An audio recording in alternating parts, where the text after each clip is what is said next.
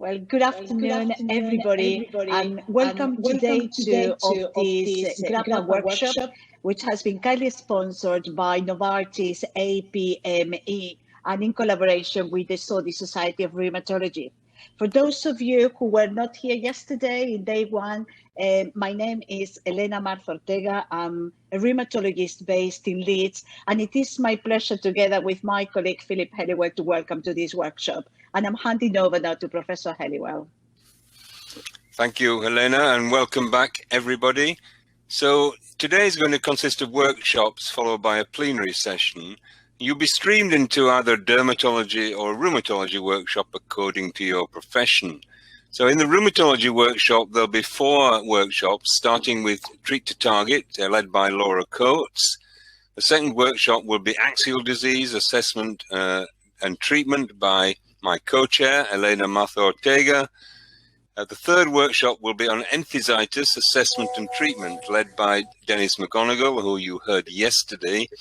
And the fourth workshop will be on Dactylitis, Pathophysiology Assessment and Treatment, run by myself. In the dermatology workshop, again, there'll be 4 workshops, starting with difficult to treat psoriasis, led by Kaveh Shams and Miriam Whitman. The nail disease session will also be led by Kaveh and Miriam. Thirdly, there'll be a session on what should dermatologists look for in terms of identifying psoriatic arthritis early. And I will be helping run that workshop. And finally, the differential diagnosis of palmoplantar problems. I will say that each workshop will have an international faculty who I've mentioned to you, but also local faculty supporting. And I hope that you are able to interact in each of these workshops and also have a chance to discuss specific problems with the faculty presenting those subjects.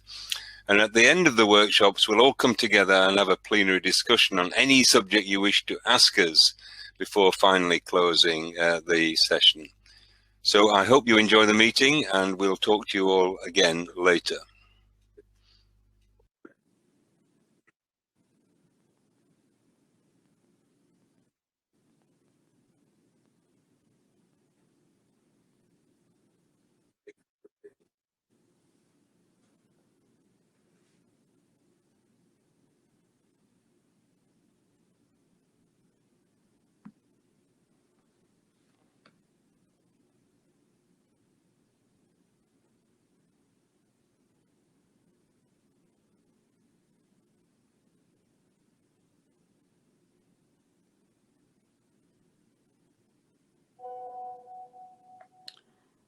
Assalamu alaikum wa rahmatullahi wa barakatuh. Can you hear me, everybody?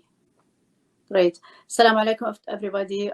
Good afternoon, everyone. My name is Afaf Al-Sheikh. I'm a consultant dermatology, the chairman of section of dermatology in National Guard Hospital, King Abdulaziz Medical City.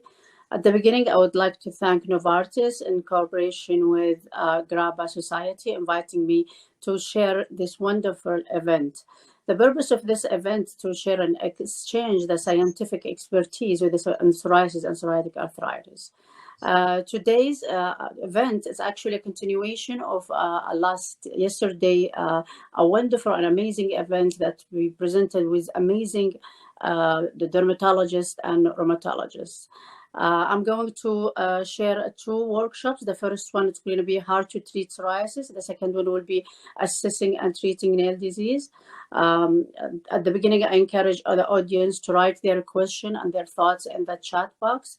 Our first workshop will be how to treat psoriasis. Will be presented with a well-known figures in dermatology, Dr. Yusuf bin Amr. Dr. Yusuf bin Amr, he's the chairman of the Department of Dermatology, King Faisal Specialist Hospital and Research Center, Riyadh, Saudi Arabia. Dr. Kaveh Shams is associate professor, consultant dermatology, University Leeds, UK. Dr. bin Amr, the floor is yours. Thank you, Dr. Thank you, Dr. Afaf. Bismillah ar-Rahman ar-Rahim. Good morning or good afternoon or even good evening to everyone. Thank you for Novartis and GRAPPA for inviting me to do this workshop on how to treat psoriasis. If you go to our first patient, please, next slide. Okay. So the first patient is 39-year-old gentleman who's known to have psoriasis for the last 20 years. He presented with chronic plaque classic psoriasis, as well as with severe involvement of the palms and soles. In the past, he received multiple lines of treatment, including etanercept, adalimumab, phototherapy, methotrexate, infliximab, cyclosporin. Methotrexate was discontinued because he had a very severe fatty liver, and cyclosporin was working very well, but he has using it for almost like 2 years. So initially in 2014, he presented with chronic plaque psoriasis. It's a classic type with severe involvement of the palms and soles, which affect the function and even his daily activities. With severe involvement that affecting his palms and soles as well. So in 2016, we started him on ustekinumab with the 90 milligram sub-Q every 3 months. However, due to suboptimal response, the interval was shortened and it was optimized to every 8 weeks, as well as acitretin was added. However, later on, his skin disease is not that controlled, especially the palms and soles. So the chronic plaque psoriasis type was well controlled, while the palms and soles is still not optimally controlled. Then, on 2016, in July, we have started him in psychokinema, along with acitretin as well. In July 2018, the dose of psychokinema was kept 300 milligram, but the interval was shortened every 2 weeks. So initially, we started the classic dose, 300 milligram every 4 weeks, with a good improvement. But with time, we found that he has still suboptimal control. Therefore, the interval was shortened to every 2 weeks. 6 months later, after the shortening of the interval, we have extended the duration of the injections from 2 weeks into the classic and into 4 weeks. And he was doing fine apart from on and off flares of the palms and soles, while his chronic plaque psoriasis was well controlled. So this is in 2017, after using secukinumab. If you see, his psoriasis was improving, the chronic plaque psoriasis, and the palms as well was improving. Again, still he has some improvement. This in 2017, he has still some activity on the legs, on the soles as well, and on the arms as well. So during the COVID-19, his condition was worsened. So apremilast was added in addition to the secukinumab as well as to the acitretin. And after he received the first dose of Pfizer vaccine, he flares up in the 8th of April. And then the interval of the doses of secukinumab, instead of being on every 4 weeks, have been shortened every 2 weeks again, in addition to the apremilast as well as acitretin. However, on the May 17th, he got a corona infection, but he had mild symptoms, and we held secukinumab for him. And apremilast was discussed with the patient that either to hold it or to keep going on treatment, and he elected to discontinue or hold apremilast. So in this patient, there is different points. The first of all, difficulty to treat palms and soles. This is number one. Number two, look for the comorbidities. For example, he has metabolic syndrome, he has obese, he has liver disease. Number three, the advantage of shortening for a period of time and then going back into the normal doses. And the fourth thing, the combination of different modalities to help to achieve the best for the patient. For next patient, she is 25-year-old female who's known to have a chronic granulomatous disease with a past history of orbital, roof, and frontal tuberculosis, status post-craniotomy 7 years ago, and anti-tuberculosis treatment as well. NABC at beginning was 38, and she tried topical therapy, excimer laser, methotrexate, but all failed. So mainly she presents with the nail involvement without joint, without significant skin. And as you see here, she's like 25-year-old girl, which is young, and this is affecting her socially and emotionally. So this is at her presentation. The picture is not that clear, but you see there is some involvement of the fingernails. You see here the pitting, there is the also leukonychia, and also the palmar aspect of the fingers, especially of the thumb, had been involved. All these were bothering her too much. You see here as well. So what we did, we started her initially on adalimumab, and then she improved, but still she wasn't happy about it, and she would like to have more improvement. So then we have switched her to Psychokinema, and on November 2019, she has excellent improvement, and the NABC was 4 baseline before starting. Psychokinema was 24.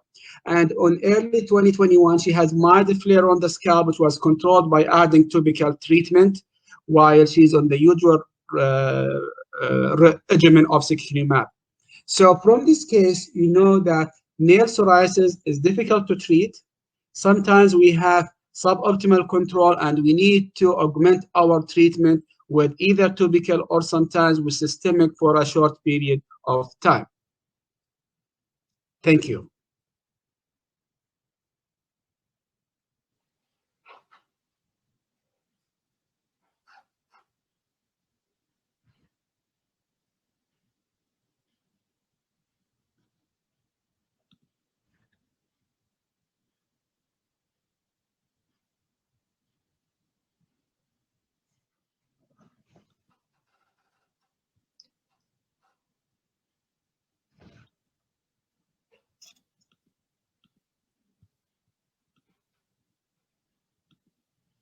Maybe Dr. Shamsi will go now.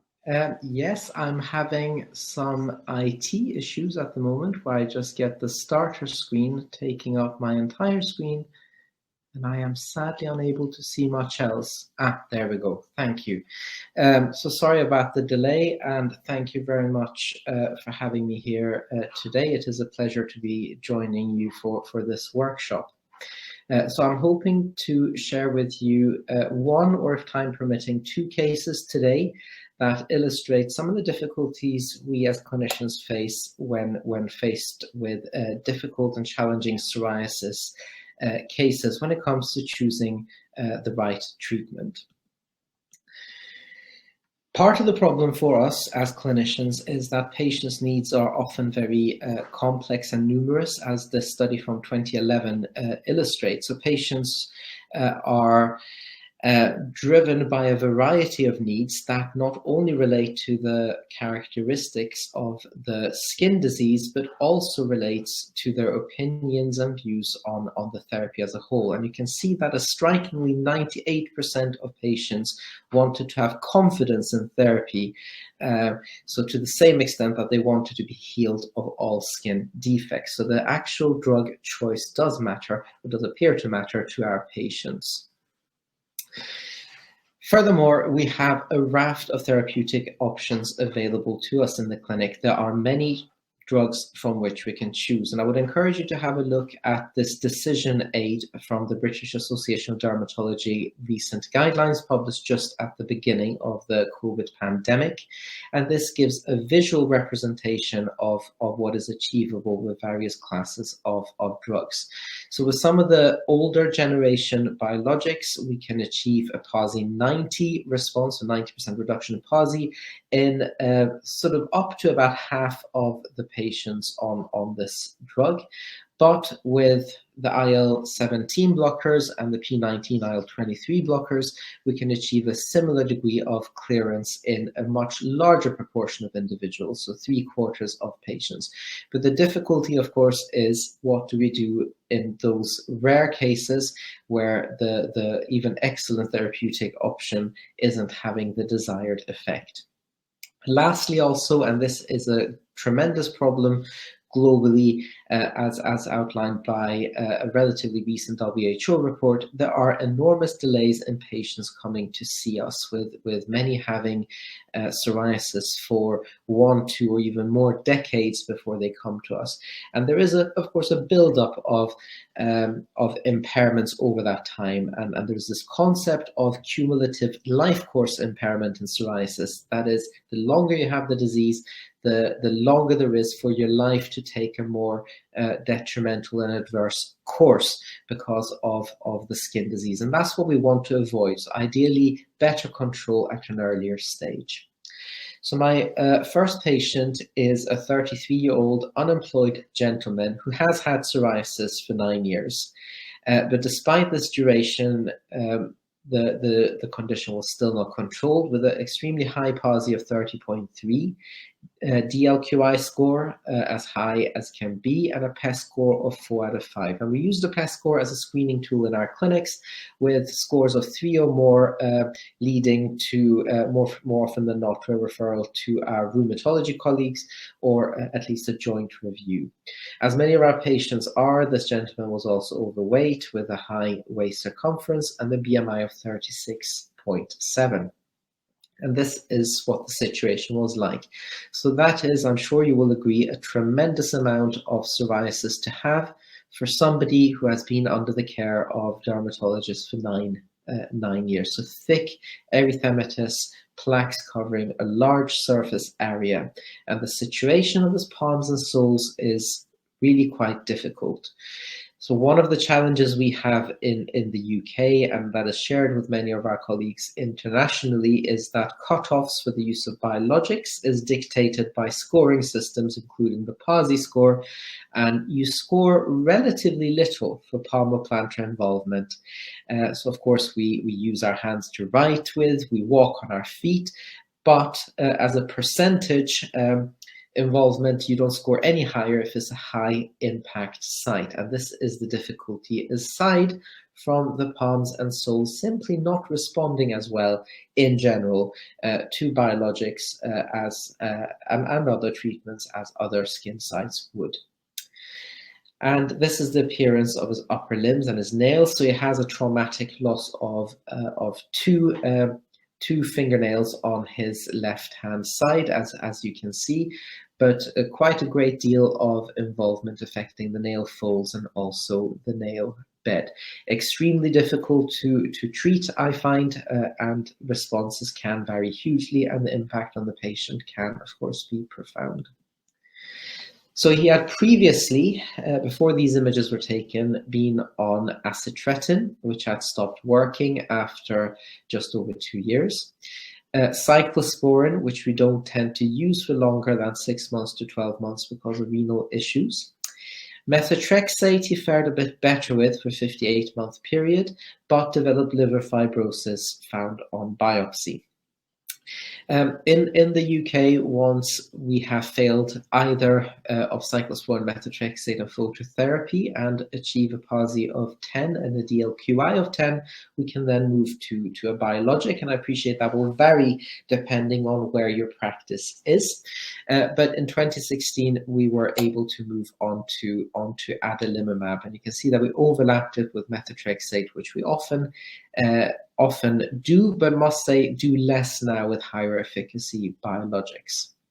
There was primary inefficacy with this anti-TNF, and he responded partially to the IL-23 blocker ustekinumab for some time, but this just lost effect. At that point, we moved to an IL-17 blocker, but there was primary inefficacy at this point. So the question is, in scenarios like this, what do we do? So we in Leeds make a distinction between primary failure, so i.e. a drug just doesn't work. If you use it from a class, you get no effect or very little effect from the outset. So we call that primary failure, and that to us signals that that particular cytokine and pathway is a less viable therapeutic target. And that was a situation with the adalimumab. When it comes to ustekinumab, there is secondary failure, meaning that something has gone wrong. So either parallel compensatory pathway has developed, or there is, for instance, neutralizing drug antibodies, and that is the reason why it has lost effect. So in those scenarios, we tend to switch within class. So with this in mind, we felt that an anti-TNF or anti-IL-17 were less viable options. We had already tried ustekinumab, and the choice for us at this point was mainly between guselkumab and risankizumab, based on efficacy and based on the rapid mode of action and favorable data in terms of nails, palms, and soles. So this gentleman moved on to risankizumab. And you can see that at follow-up at week 16, we have a huge amount of improvement. We still see some post-inflammatory hyperpigmentation, which is common in skin type 3 and 4, and we would expect that to fade fairly promptly. And surprisingly fast response to the palm. So I have to say this is the site which often lags behind the rest of the body in my experience, but you can see that we have complete clearance after 4 months of biologic use, and similar situation on his soles. So we have really managed to take him back to something very closely resembling normality. And lastly, in terms of the nails, similar degree of improvement there, very rapid improvement, and the patient was, needless to say, delighted. So I do have one more case, but in the interest of time, and as I think the information would be fairly incremental, I would like to leave longer for us to discuss these two cases and to be able to address any questions that you might have. Thank you.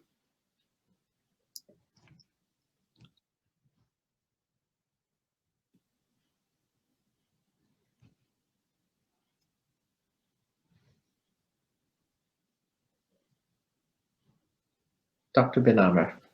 Thank you, Dr. Shams. It is very interesting. I have one question for you before Dr. Afaf start her question. If you don't mind, Dr. Afaf, my question is that if please, Dr. Benamer, I already have trouble with the technology, so go ahead till I get the question. I will get my question to you, Dr. Shams, that with the primary failure, do you go from the same class, or you will have choose from different class of biological agent? So we switch out of class if that happens. So if, say, an anti-TNF just doesn't yield the desired response, the change to another anti-TNF, I think the change will be too incremental. So we tend to switch out of class. In that case, IL-23, IL-17.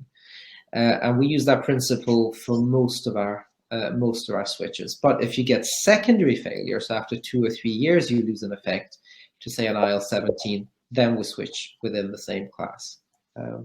And if there are any technical issues, Mr. Benamer, if I may ask you, I noticed with interest that you combined a biologic with a Prevalence, which we technically can do here in the UK, but because of the funding structure, it's rarely done. What is your experience of combining the two? Is it something that's commonly done? No, it is very uncommonly done, but in a special situation because of the expense of the medication. But in such situation where you failed many different lines and other options are unacceptable for the patient, for example, the methotrexate, because one of the questions they asked, methotrexate was used in conjunction with infliximab, and it does cause aggravations of his fatty liver, and he has bad fatty liver. So I cannot give him any hepatotoxic medication. And still his palms and soles, it's improving, but it's still suboptimally controlled. As you mentioned clearly, the problem of the palms and soles, if you're going to do calculate a special score for it, it will be low. But if you take into DDQI and the function into your mind, then it will be significantly maybe more impairing for the patient than the chronic plaque type. And this is exactly what happened to our patient. Our client said that I need to take times off. I can't go to work. People, they don't shake hand with him, everything. So here in this situation, I tried to get apremilast. And actually, when I started with him apremilast initially, he said that there is improvement. But the problem that after like 1 or 2 months of starting apremilast, we got the COVID problems and he got the infection, and then everything now is on hold. But it is not usually done because of the expense. Thank you. Dr. Ben Amer, can I ask a question? Was Go your ahead, patient on apremilast and Psychokinema and acitretin? Yes. In addition to the And topical. the issues. Yes. And still the issue with his nail is not improving. No, not the nail, his I'm palms sorry, and so. the palm and so. So I cannot. What seems. Yeah. What I think in this patient, what's happening that when we added apremilast to him, okay, he start to improve, okay, but then we have the COVID-19 infection. So we are still, maybe next year when we have the same session, maybe we'll give you an update what's happening, okay. But still, when I started with him the apremilast, he started to improve, okay, but we got the infection and then everything was on hold. Okay, I have a question also for Dr. Ben Amer. Was the methotrexate combined with Psychokinema? No, it was combined with infliximab initially. Okay, so was infliximab, then after that you stopped the methotrexate after he developed the liver issue? Yeah, and it takes into consideration his weight, blah, blah, blah, and the NASH is very common with the patient with psoriasis. Another question, what is the longest has Psychokinema been used at a stretch in a patient? In our patient, we started with him in around like 2017, almost like 4 years, okay? But in the literature, up to 5 years, I know, and I'm sure there is maybe older data, maybe from phase 2 or something. But in our patient, since 2017, with sometimes period of shortening the interval and sometimes going back into the classic interval 4 weeks. If I may just add, I guess the question, I was just going to say that I think that question might be alluding to some of the sort of data and discussion about the long-term survival of Psychokinema. So we were part of the original trials of Psychokinema, and we have a cohort of patients who have been on it for many, many years and are still doing very, very well. But of course, in some people, there is a degree of failure, as we see with biologics. There is some recent data from Bad Beer that we're hoping to present this spring and in autumn at EADV, and showing that there are some that there is some reassuring data that many patients do continue to benefit from it, but of course there is a degree of secondary failure, at which point we do switch. I think Dr. Afaf, maybe she has some issues. Okay, she's back. Dr. Afaf.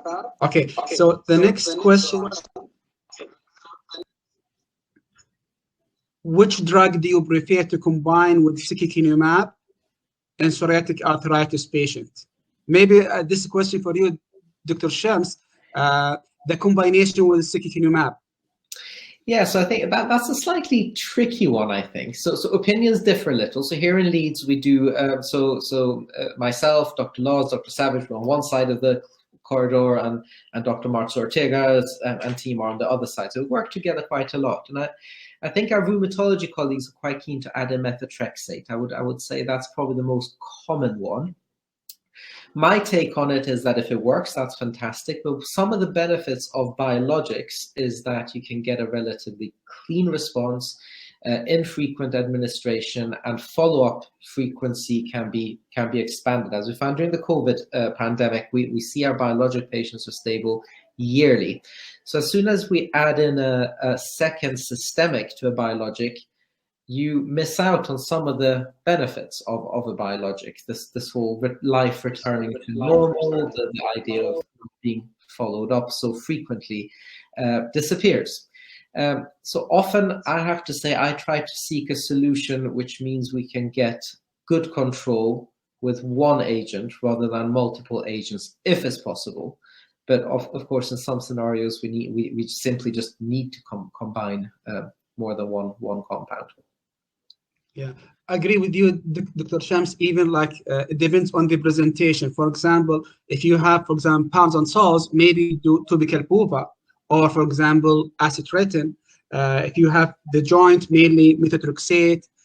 Even for a plaque type, you can do methotrexate as well, or even apremilast if it is possible under special circumstances. The point here I would like to address is that sometimes a patient on biologic and he's well controlled, all of a sudden he will get flares. That is expected. This is not a failure of the medication. If you have flares, treat the flares for a short period of time and then go back. What I see sometimes, there is a frequent switching between medications for only flares.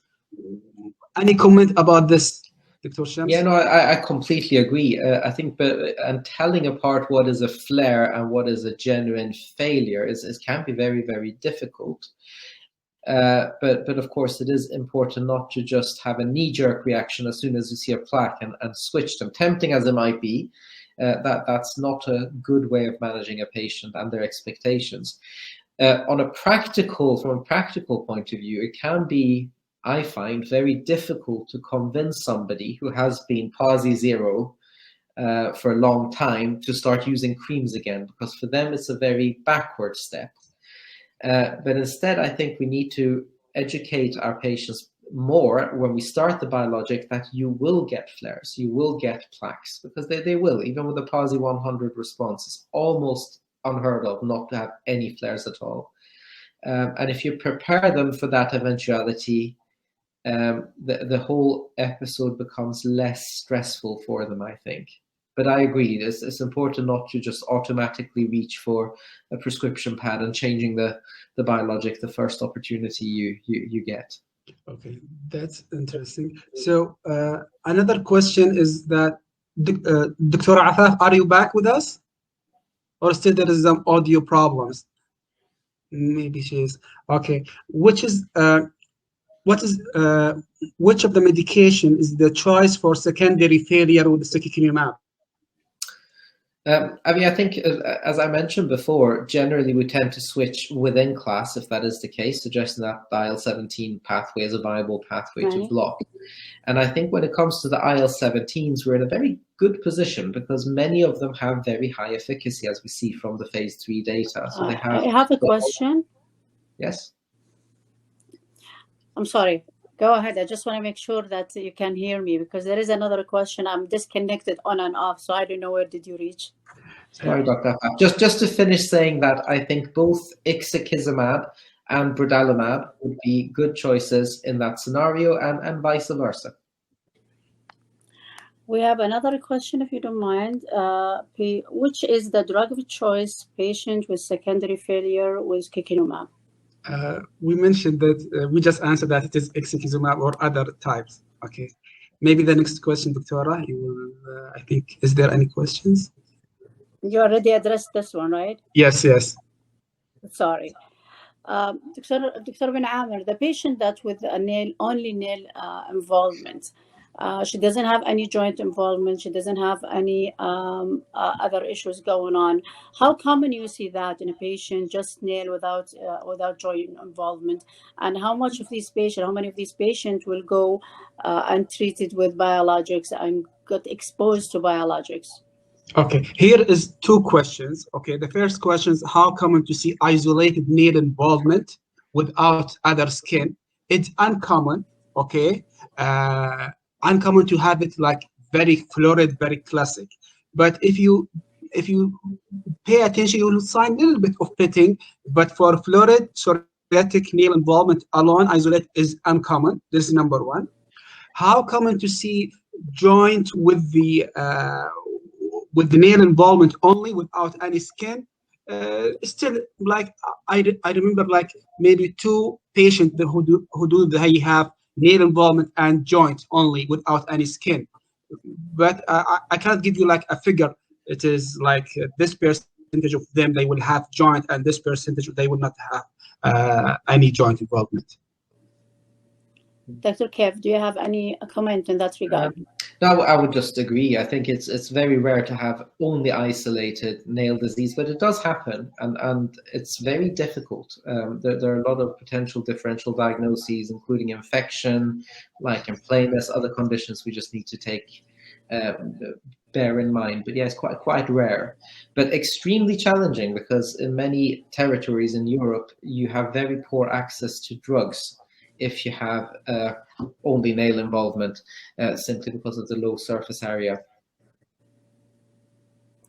And would you, Dr. Ben Amr, the second part of the question, would you put the patient through the biologics and all the immune suppressive agent, if we can say, or that for just a nail? It's always a challenging when the patient come. I know this patient has a main concern about her nail, but if the patient came only nail changes, nothing involved, would you put the patient in biologics and other immune suppressive agent just for the nail, and how you approach patients like that? Okay, first, a clear discussion with the patient and with the expectations, okay? I usually start with the topical, then I will discuss with them the intralesional, okay? And sometimes methotrexate. I always tell my patient, we can start gradually. If you would like me to stop, I will stop, okay? Because here, I have some patients who they don't want to be treated with any systemic medication for nail. They said they don't care about the nails. On the other hand, for example, this young lady, she is very concerned about it, very concerned. And we did for her the topical, intralesional, and then systemic, eczema laser, and then we go into a biological agent. So she was very stressed about it. So it is different from one patient to another, but however, we don't jump right away to the biologic unless there is indication. For example, if there is joint involvement, I will go for right away to biological agent. I will not wait. That's true. Great. It's a pleasure, honestly, to hear all this discussion and this difficult patient, and how you, an expert, deal with such a difficult patient. I think we're done with the question. We'll move to our, I would like to thank Dr. Kabi and Dr. Ben Amr for this excellent presentation and very interesting talk. And we're going to move to the second session. It's the assessing and treating nail disease. Our first presenter is Dr. Assam Hamada, consultant dermatology, King Faisal Specialist Hospital and Research Center, adjunct professor in Al Faisal University, Riyadh, and Prof. Mariam Whitman. She's an associate professor in inflammatory skin disease, Leeds University. Thank you for coming today. And please, Dr. Assam, the floor is yours. Assalamu alaikum. Am I heard? Okay. Yeah, so am I in charge? Okay. It seems I'm in charge of the slides, so I move the slides and you tell me when to move on. Thank you, Mariam. You both have the controls, doctors. We both have control. Okay, yes. So sorry. Okay, we do so. Okay. Assalamu alaikum. Good afternoon, everybody. And we'll talk about assessing and treating nail disease.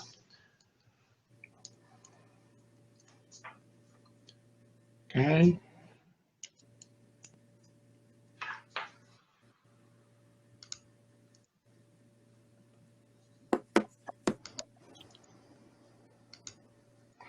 Okay, I have just one case to share with you. And this is a 36-year-old male who's had psoriasis for a while, skin and nails, as well as psoriatic arthritis, both peripheral and axial. And he's HLA-B27 positive. And just to since we're in a GRAPPA meeting, and I'd like to remind you of the GRAPPA domains. So this patient has 4 of the GRAPPA domains. He's got skin, nails, axial disease, and peripheral arthritis. So he's got 4 out of 6.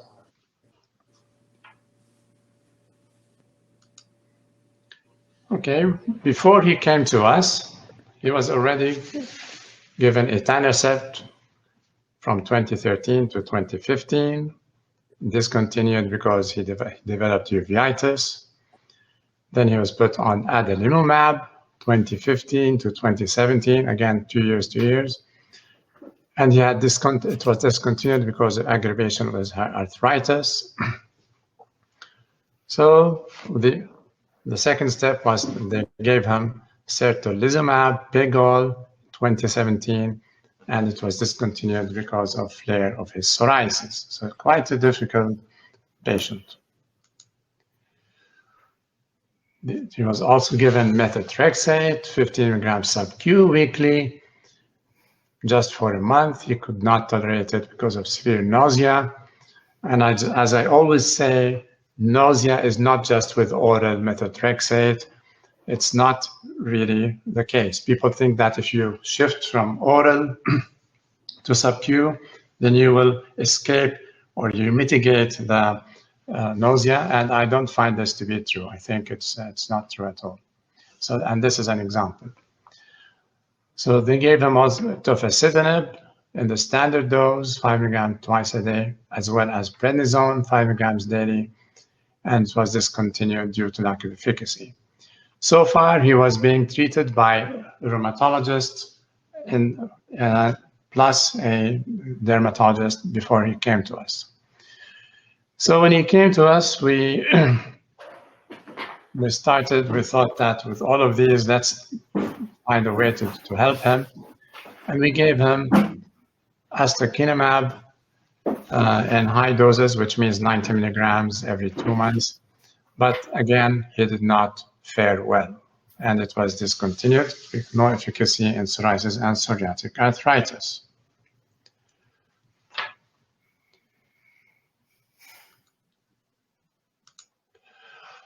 And finally, in September 2018, we started Psychokinema, 300 milligrams, and in the standard initial loading dose, but then we maintained, after a while, we shortened the interval to every 2 weeks to make it more effective.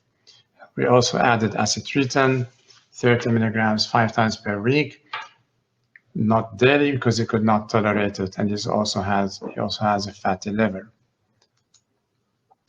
And let me show you the photos. Here we have the dates in the American system because that's how our camera captures them. So this is April 16, 2018. You can see his nails. 2018. 2018.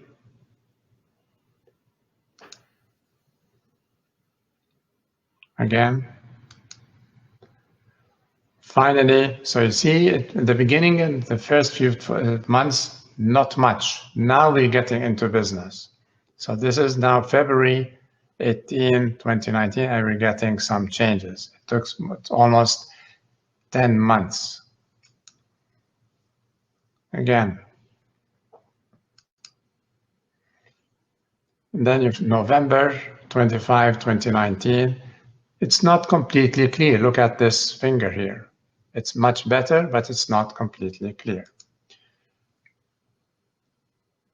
In this last photo, which is in December 13, 2020, he got almost complete clearing, but this photo is a little bit out of focus, but he really had almost complete clearing. And we last saw him in April this year. We had no new skin lesions or nail involvement, yet still had active old skin lesions, a little bit, not much, and still complaining of joint pain. So this is a patient who has all 4 domains of the GRAPPA. He's got his axial disease improved, not his peripheral arthritis improved, but it did not clear up. His nails improved, but did not clear up. Even his skin lesions did not completely clear up, despite maximum dosing of Psychokinema, which is we're using shortened intervals of 2 weeks, 300 milligrams every 2 weeks, acid treatment, and of course, topical treatment as needed. So this is I'm sharing you one of our difficult cases, and the way that we're managing. Now he's very happy. He's back to work. He's mobile. He's quite happy, but still he has some kind of activity. So our target to treat here is not to have him completely clear, but to make him quite functional, and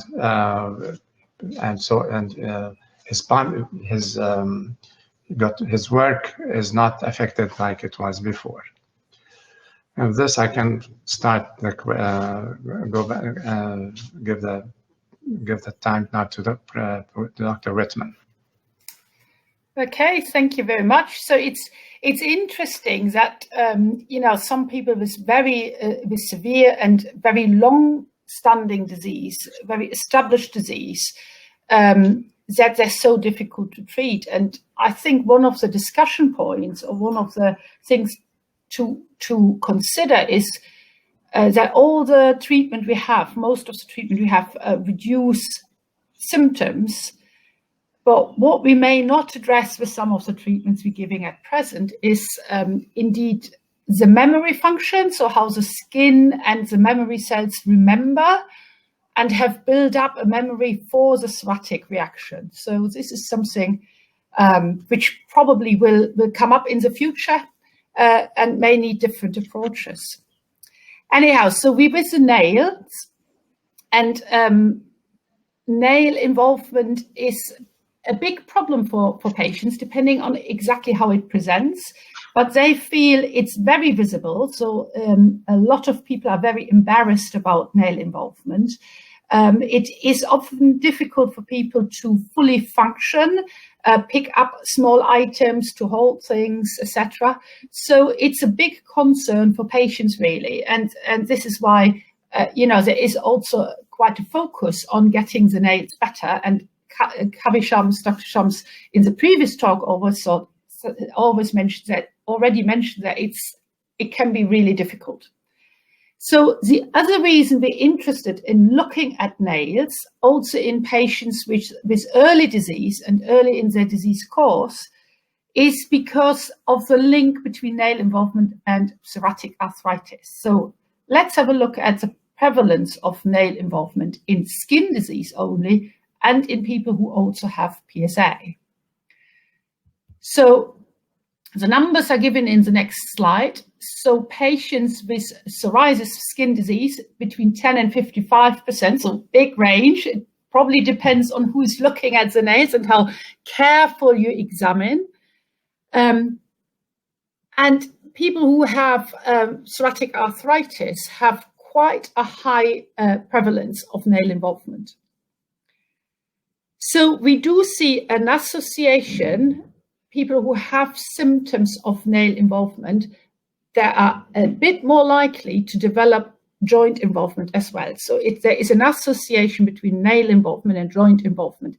And Dennis McGonigal yesterday obviously showed us some pictures and some evidence of how the nail could be linked directly to the musculoskeletal system by this tendon connection. Has a big impact on the quality of life of the patient. I mentioned that already. And the case where you have nail involvement without skin is quite rare, but as mentioned before, difficult to treat often, and also difficult in the differential diagnosis. So when we assess the nail, when we look at what symptoms we see at the nail, we differentiate between involvement nail symptoms which arise from psoriatic inflammation in the matrix area, so where the new nail is formed, so that's the matrix area, and morphology, which is due to changes in the nail bed area, so under the nail plate. So when you look at the NAPSI score, this will be distinguished. So we come to the NAPSI score in the next slide, but just the features of the nail psoriasis linked to nail matrix. And the one we see most commonly, so where the new nail is formed, is the pitting.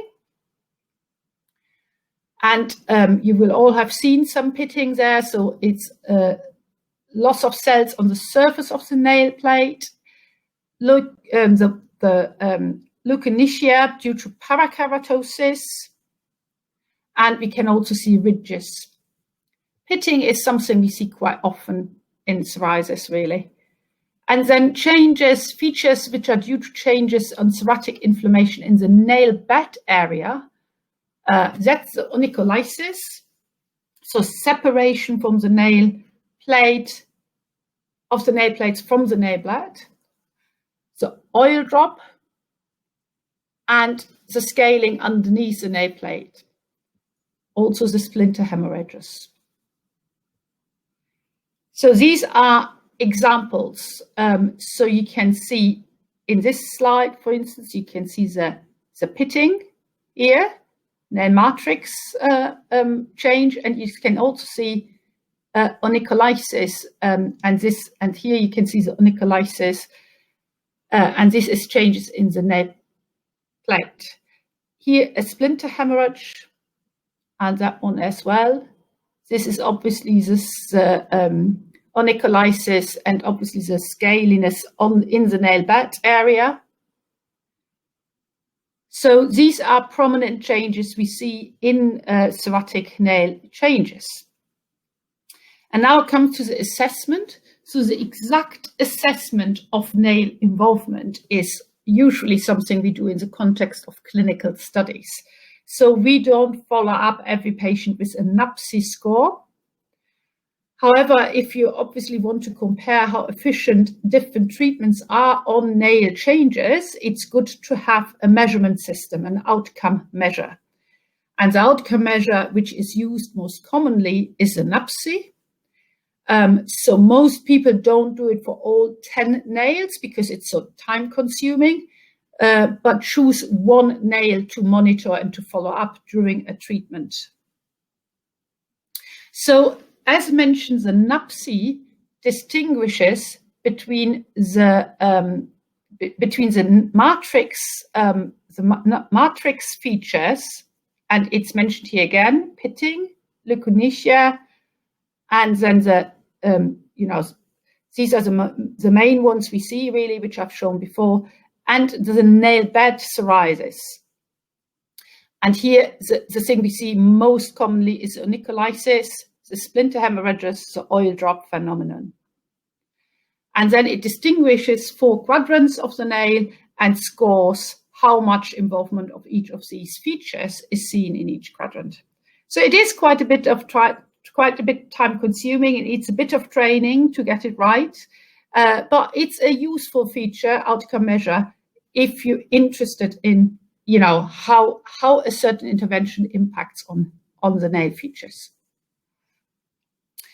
I just want to mention that obviously there is people look for more objective outcome measures, and this is a picture from optical coherence tomography, and that is able to also follow some of the features, especially in the nail bed, via this type of ultrasound, which is focusing on the very top layer of the skin.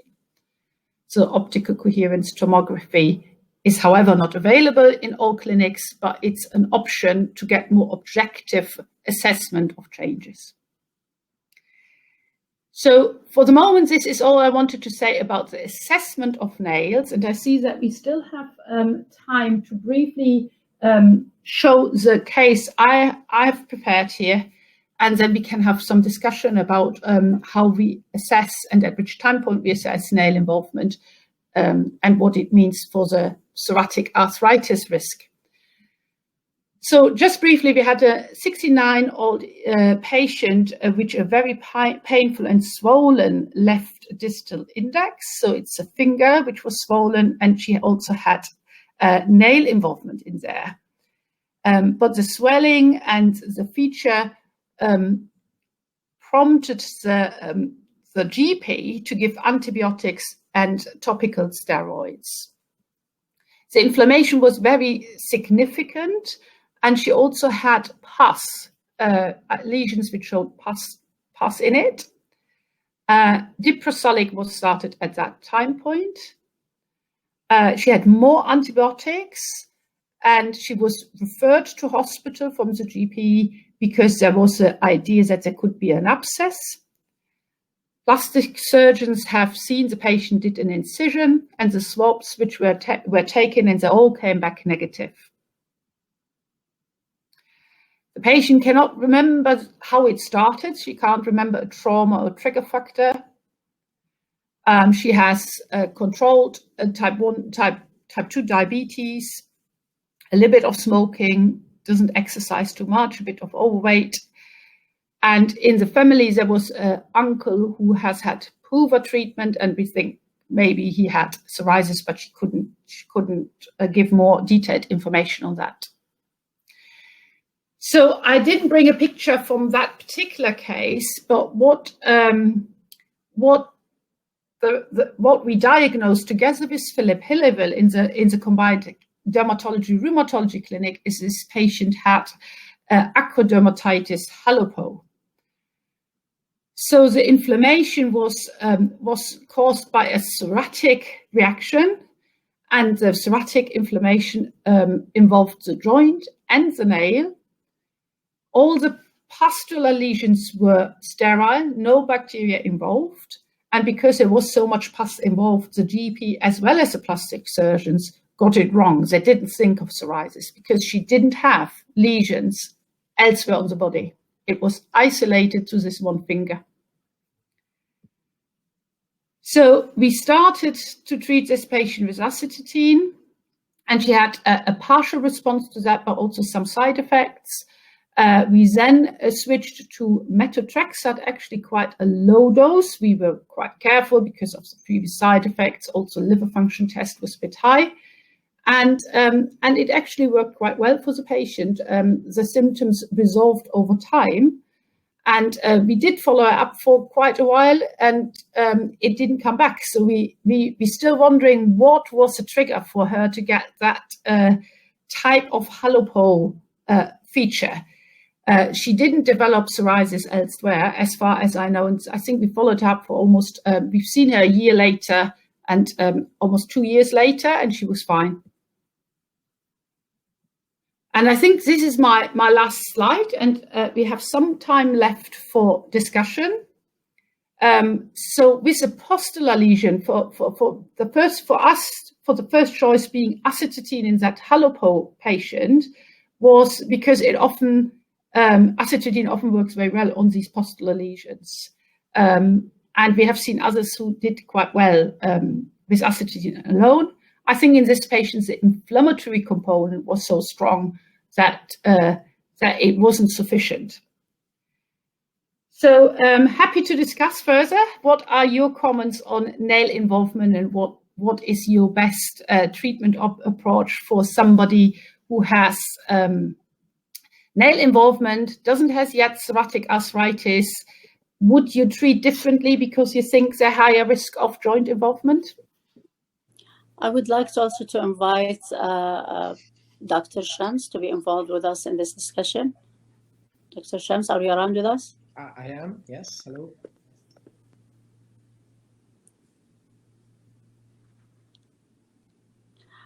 We have a question, is for how long does Kinematic should be involved if there is no skin otherwise? Say that again, how long?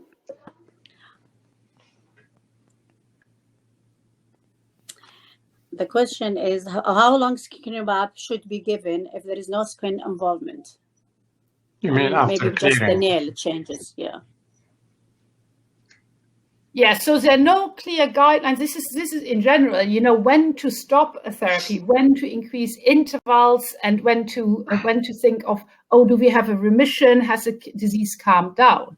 And there are no clear guidelines. I think what we usually do is we start increasing the interval, see whether the disease stays stable, and then decide with the patient. Some patients are very anxious to stop.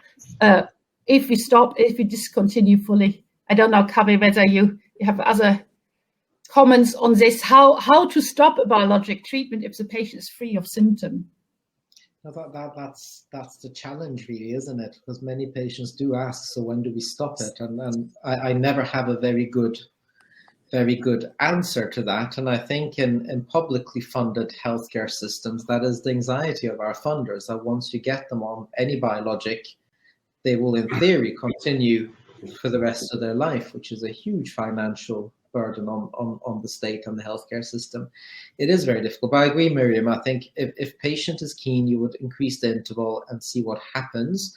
But I think our recent experience during the pandemic, when some of our more anxious patients decided to stop their injections because of COVID, it does tend to come back more often than not, although they might have a 5 to 6 month period of reduced activity. And it would be more resistance to treatment if we restarted again. Would you agree on that? I'm not so that I'm less sure of. I think I need to. We don't tend to stop and restart very often, I have to say. So my experience is limited. But in terms of, there's a lot of concern about immunogenicity and so on, and I'm not a huge believer in that. I don't know, Miriam, would you be concerned that somebody becomes resistant, so to speak, if you stop the biologic and restart it? I mean, there is a discussion. Can the stop-start cycle induce more of the anti-drug antibodies? But we have had quite a number of cases with COVID where people stopped and started, and actually it was surprisingly good.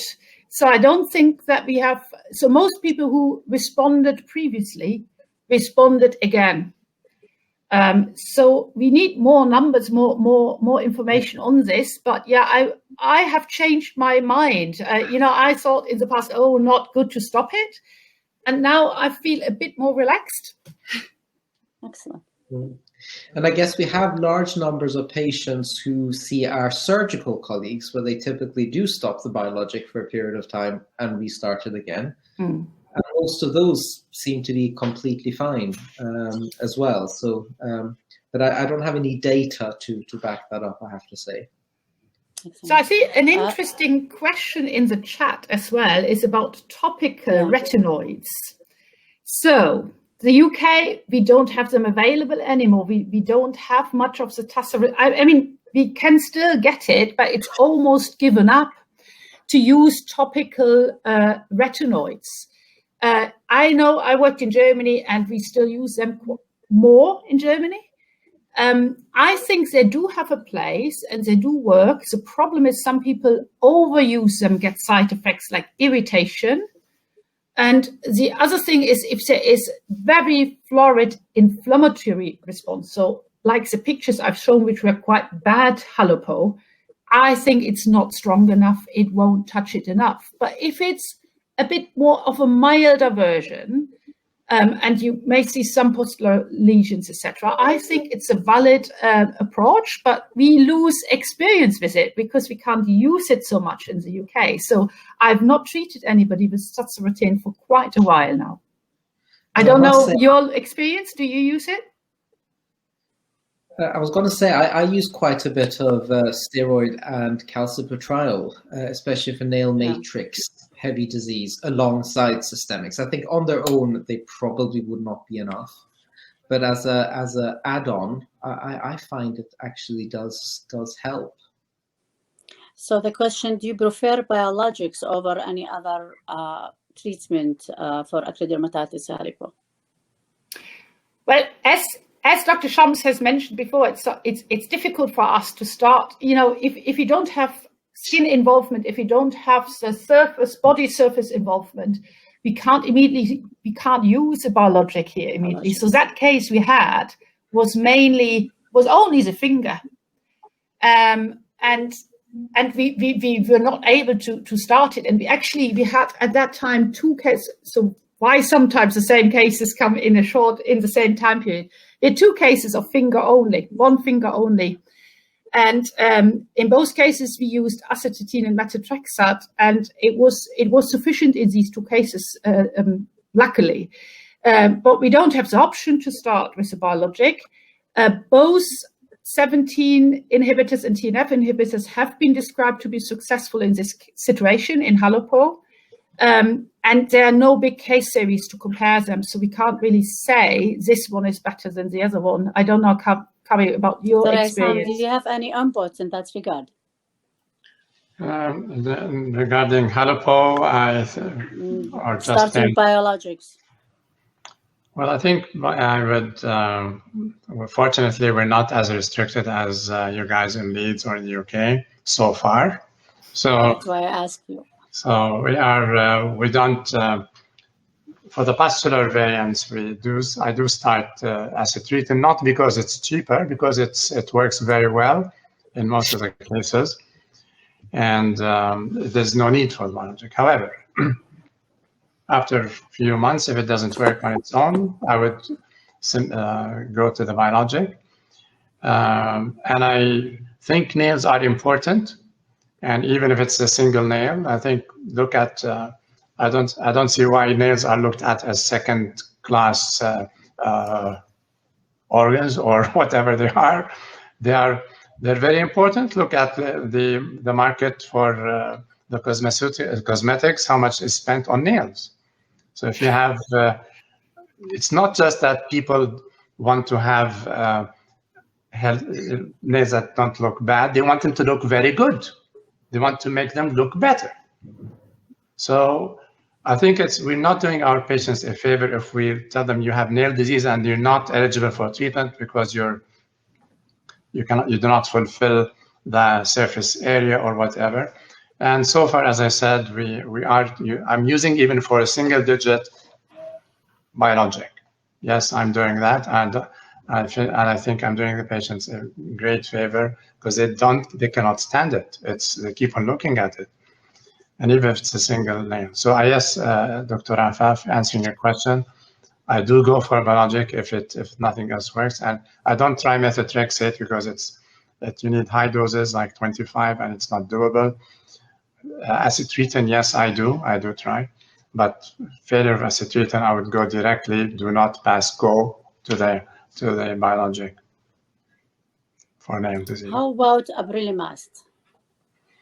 I think Dr. Shams says more experience. It works well in some people with nail disease. It does, who don't have too significant skin involvement, is it? Yeah, so it's we had have still quite a sizable Prevalence cohort here in Leeds that numbered in a couple of hundreds, I think, some years ago. And yeah, it is as Dr. Whitman says, that some people with very limited or relatively limited plaque psoriasis do get a very good response at nails and also other kind of high impact sites like scalp, palmoplantar, etc. So I would, it's a good option, especially if there are other high-risk features such as malignancies, for instance, in the background. And if you are working in a territory, you can combine it with a biologic and there is severe nail disease that is refractory. I think I would be quite happy to add that in if you have tried acetretin already. The problems are the side effects. Some people really don't really go for the full dose, is it? And it needs to be discussed really in detail. That is to be expected, that you have some gastrointestinal side effects at the beginning. And I find that the worse you make the initiation period seem, the more likely they are to stick with it. So I paint a very grim picture. They almost know to take 3 weeks off work, and that way they're psychologically prepared, and actually the practice wasn't that bad. But once you're past that, it's usually can work really well for nails. But how long? What's the maintenance? Many of these people will stop responding, and what's Yeah, it's. I have to say I don't have much sort of any figures to back this up. I have a few patients on apremilast with good nail response, and they have generally maintained it. I think the main problem with apremilast is the primary failure rate can be quite high, but once you pass that initial hurdle, the longevity can be quite good in our hands. But then our cohort is a little bit unusual in that it is quite large.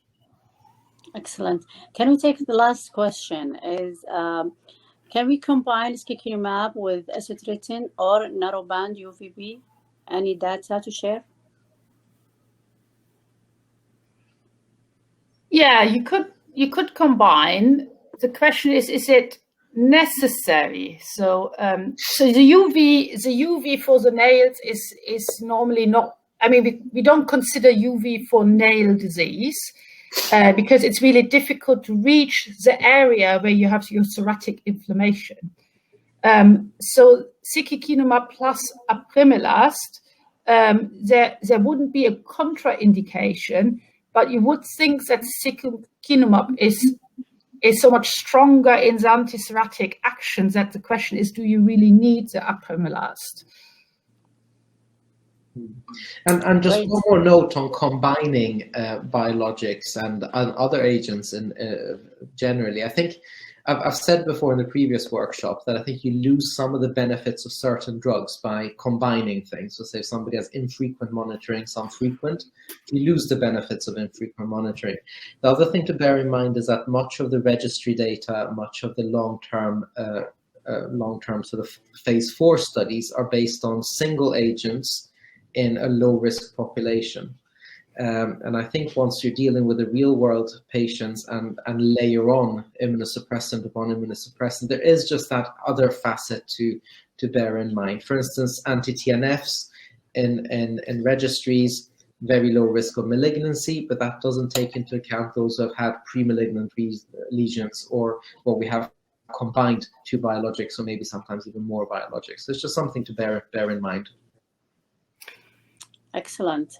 I think we run out of time right now, and I would like at the end of the second workshop thank all our speakers for their input. Actually, we learn more and more. And the nail, thank you for the nail lecture. It's amazing. Thank you. Us as a dermatologist, always it's overwhelming when it comes to nails alone. You make it easy, and hopefully it will be helpful to everyone. Now, I think the third workshop will start. I'll hand the floor to Dr. Ru'a Al-Harthi.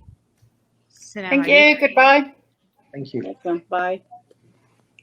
Assalamu alaikum wa rahmatullah. Welcome all to the third workshop of GRAPPA today. Thank you for Novartis for sponsoring this. We've been learning a lot and experts of dermatology and rheumatology alike. So this session has two talks. The first talk will be on what dermatologists should not miss.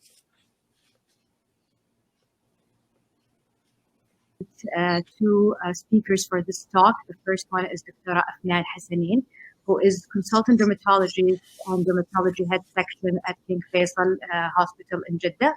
And the second speaker is Prof. Philip Helwell, professor of clinical rheumatology, University of Leeds, UK. After the first talk, we will have a few minutes for discussion. Then we'll have a second title that I'll present with few discussion points after that. For any questions, please, on the right-hand side, right lower hand side of your screen, there is a chat box. You can type in your questions, and we'll direct them to the speakers after the session. Dr. Afnan, we are looking forward for your talk. Over to you. Thank you very much, Dr. Ru'a. It's a pleasure to be here, and thank you, Novartis, for this wonderful meeting. I've definitely learned a lot myself. Today, we're going to be discussing what the dermatologist should not miss, earlier diagnoses of psoriatic arthritis. I hope this will be short and sweet and not too difficult for you. So today, I'm going to discuss a case from my practice. We had a 50-year-old gentleman who presented to our clinic in September 2019. He was complaining of a generalized body rash that involved the bilateral elbows, knees, posterior scalp, so typical psoriatic locations. It had started several months before. He was seen at another dermatology practice, and he was given topical Divabet ointment as well as Dermovate scalp lotion with some mild improvement. He returned a few weeks later with worsening of the rash that involved more than 25% of his body surface area. On exam, we saw well-defined erythematous scaly plaques that involved the bilateral elbows, knees, shins, lower back, abdomen, and posterior scalp. The right index finger and thumb showed evidence of pitting and onycholysis and nail disease, but there was no evidence at this time of psoriatic arthritis, dactylitis, or joint involvement. So the body surface area was 25% and the physician global was 3. At this time, we did some investigations. Of course, he had an elevated ESR and CRP as expected, normal CBC and hepatic function tests. Hepatitis B, C were all negative, quantiferon gold was negative, fecal calprotectin was done and was less than 200. So at this time, a diagnosis of psoriasis was made with no evidence of psoriatic arthritis. And we started him on the Psychokinema, 300 milligrams sub-Q weekly for 5 weeks, and then we continued monthly. He did very well for 9 months. He was in remission until June 2020. At that time, he's a businessman, so he had traveled to Turkey, and unfortunately, he got infected with COVID-19. He did not stop his medications and did experience a mild relapse that improved over the course of 3 months. For follow-up, in January 2021, the patient traveled to Canada and he unfortunately got infected again. In February 2021, he developed severe plaque and guttate psoriasis all over his limbs and trunk. His body surface area jumped up to 40%, and his physician global assessment was 3. He had bilateral dactylitis, seen on the 3rd and 4th fingers, as well as morning stiffness and left knee pain and swelling. So there was definitely worsening of his psoriasis with involvement of his joints. He was then seen and evaluated by the dermatology department, and he was referred to rheumatology, and a diagnosis of plaque psoriasis with moderate to severe psoriatic arthritis was made. So we discussed the treatment plan with the patient, and we decided to up his secukinumab dose to every 2 weeks for 12 weeks. We also discussed plan B. We need to add methotrexate if this fails. Do we need to switch to anti-interleukin 23s? But we decided to try this out for 3 months. He exhibited wonderful improvement, and we continued 300 milligrams sub-Q, Q2 weekly dosing. So what are the clinical pearls that we learned from this case? We always need to ask about morning stiffness lasting more than 10 minutes, joint pain that interferes with daily activity, swelling or redness of any joints, back pain, stiffness, positive family history of PSO or PSA, plantar fasciitis, and other enthesitis. The examination, we shouldn't miss dactylitis, abnormal gait related to plantar fascia or knee pain, limited flexion or extension of the back due to pain, nail changes, including pitting, onycholysis, salmon spots, subungual hyperkeratosis, and of course, MRI is a definitive diagnosis, but not everyone can obtain an MRI from the beginning, and we may start with an X-ray. So some of you might ask, why did we decide to increase the dose from 4 weeks to 2 weeks? Well, there was a clinical trial that was published on May 17th in 2019 in the British Journal of Medicine, the Optimized study. And this was a very interesting study. So it wanted to assess the efficacy and safety of different maintenance dosing regimens of secukinumab 300 milligrams. It was a randomized open-label phase 3b study with around 1,647 patients that received secukinumab 300 at baseline, week 1, 2, 3, and 4. So the 10 loading doses that we know. And then every 4 weeks till week 24. At week 24, the PASI 90 responders were randomized to secukinumab 300 Q4 weeks or Q4, 2 weeks. And these were the results. So the results did show that the standard Q4 weekly dosing of secukinumab was the optimal dosing regimen. But for patients with a body weight of more than 90 kilos, or those that did not achieve a PASI 90 response, the Q2 weekly dosing was beneficial for them. And this is what we applied for our patient. So without further ado, I will give the mic over to Dr. Philip Halwell.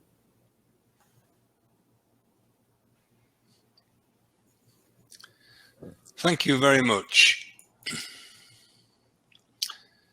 So it's my pleasure to talk at this workshop, which is basically helping you as dermatologists identify psoriatic arthritis in your patients.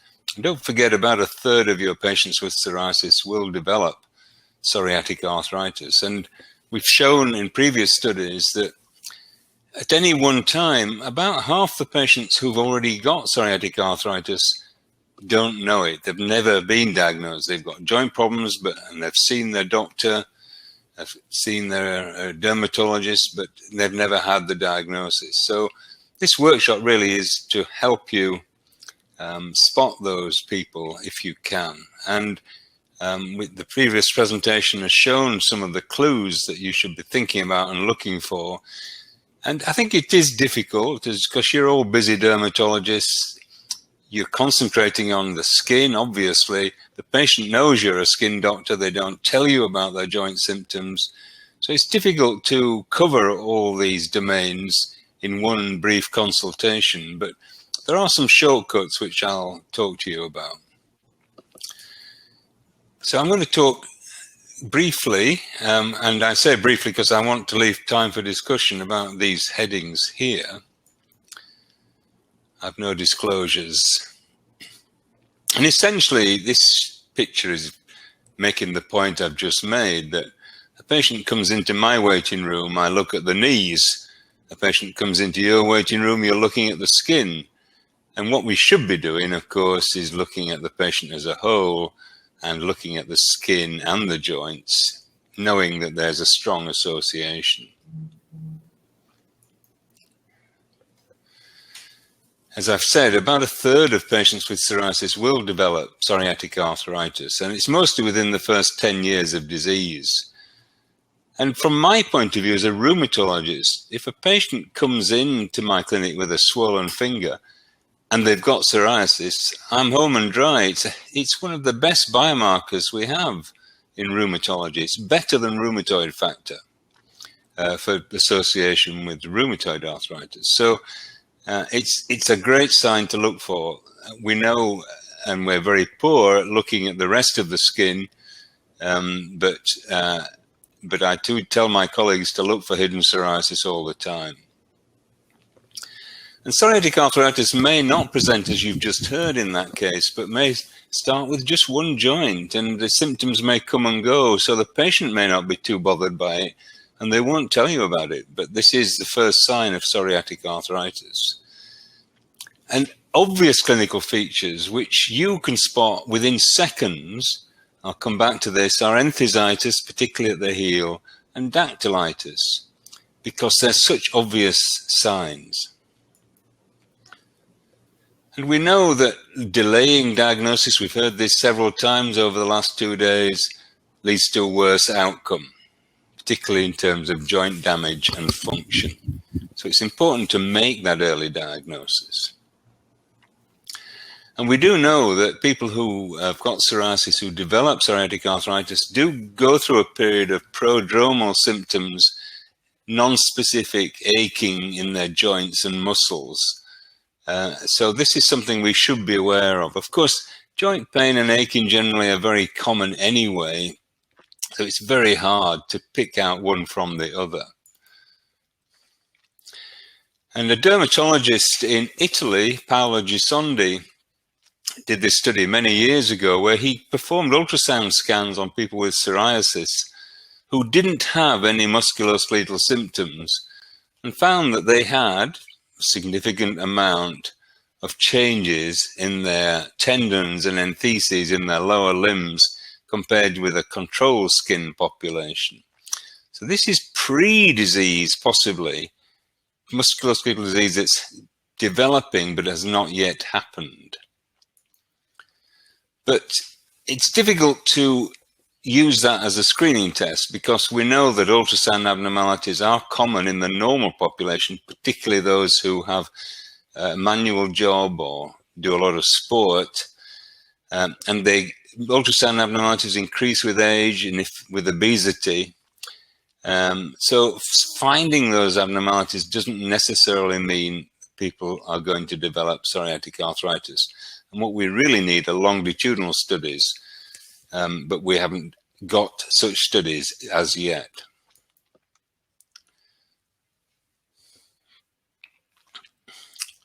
So what we would like is a biomarker. So if someone comes in with psoriasis, you take a blood test, the blood test is positive, person has or is going to get psoriatic arthritis. There are no such biomarkers available at the present time.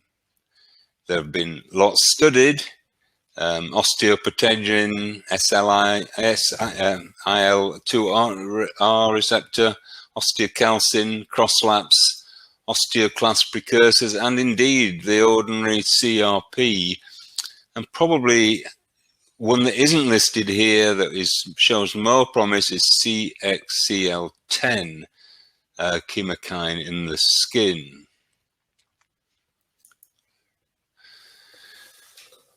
And we know a lot about already people who are going to develop psoriasis. We know that there are genetic influences and environmental triggers. And similarly, we know that there are genetic predispositions and probably the same environmental triggers that will transfer people from psoriasis to psoriatic arthritis. The biomarker I've just talked about would be ideal, and we don't have one yet. And so what we do now is we start screening here. So this is the point at which people are probably already developed disease. So this is the point at which we are screening at the moment. We want to move it across to here because then they've got the possibility of prevention. But at the moment, we're screening here. And how are we screening?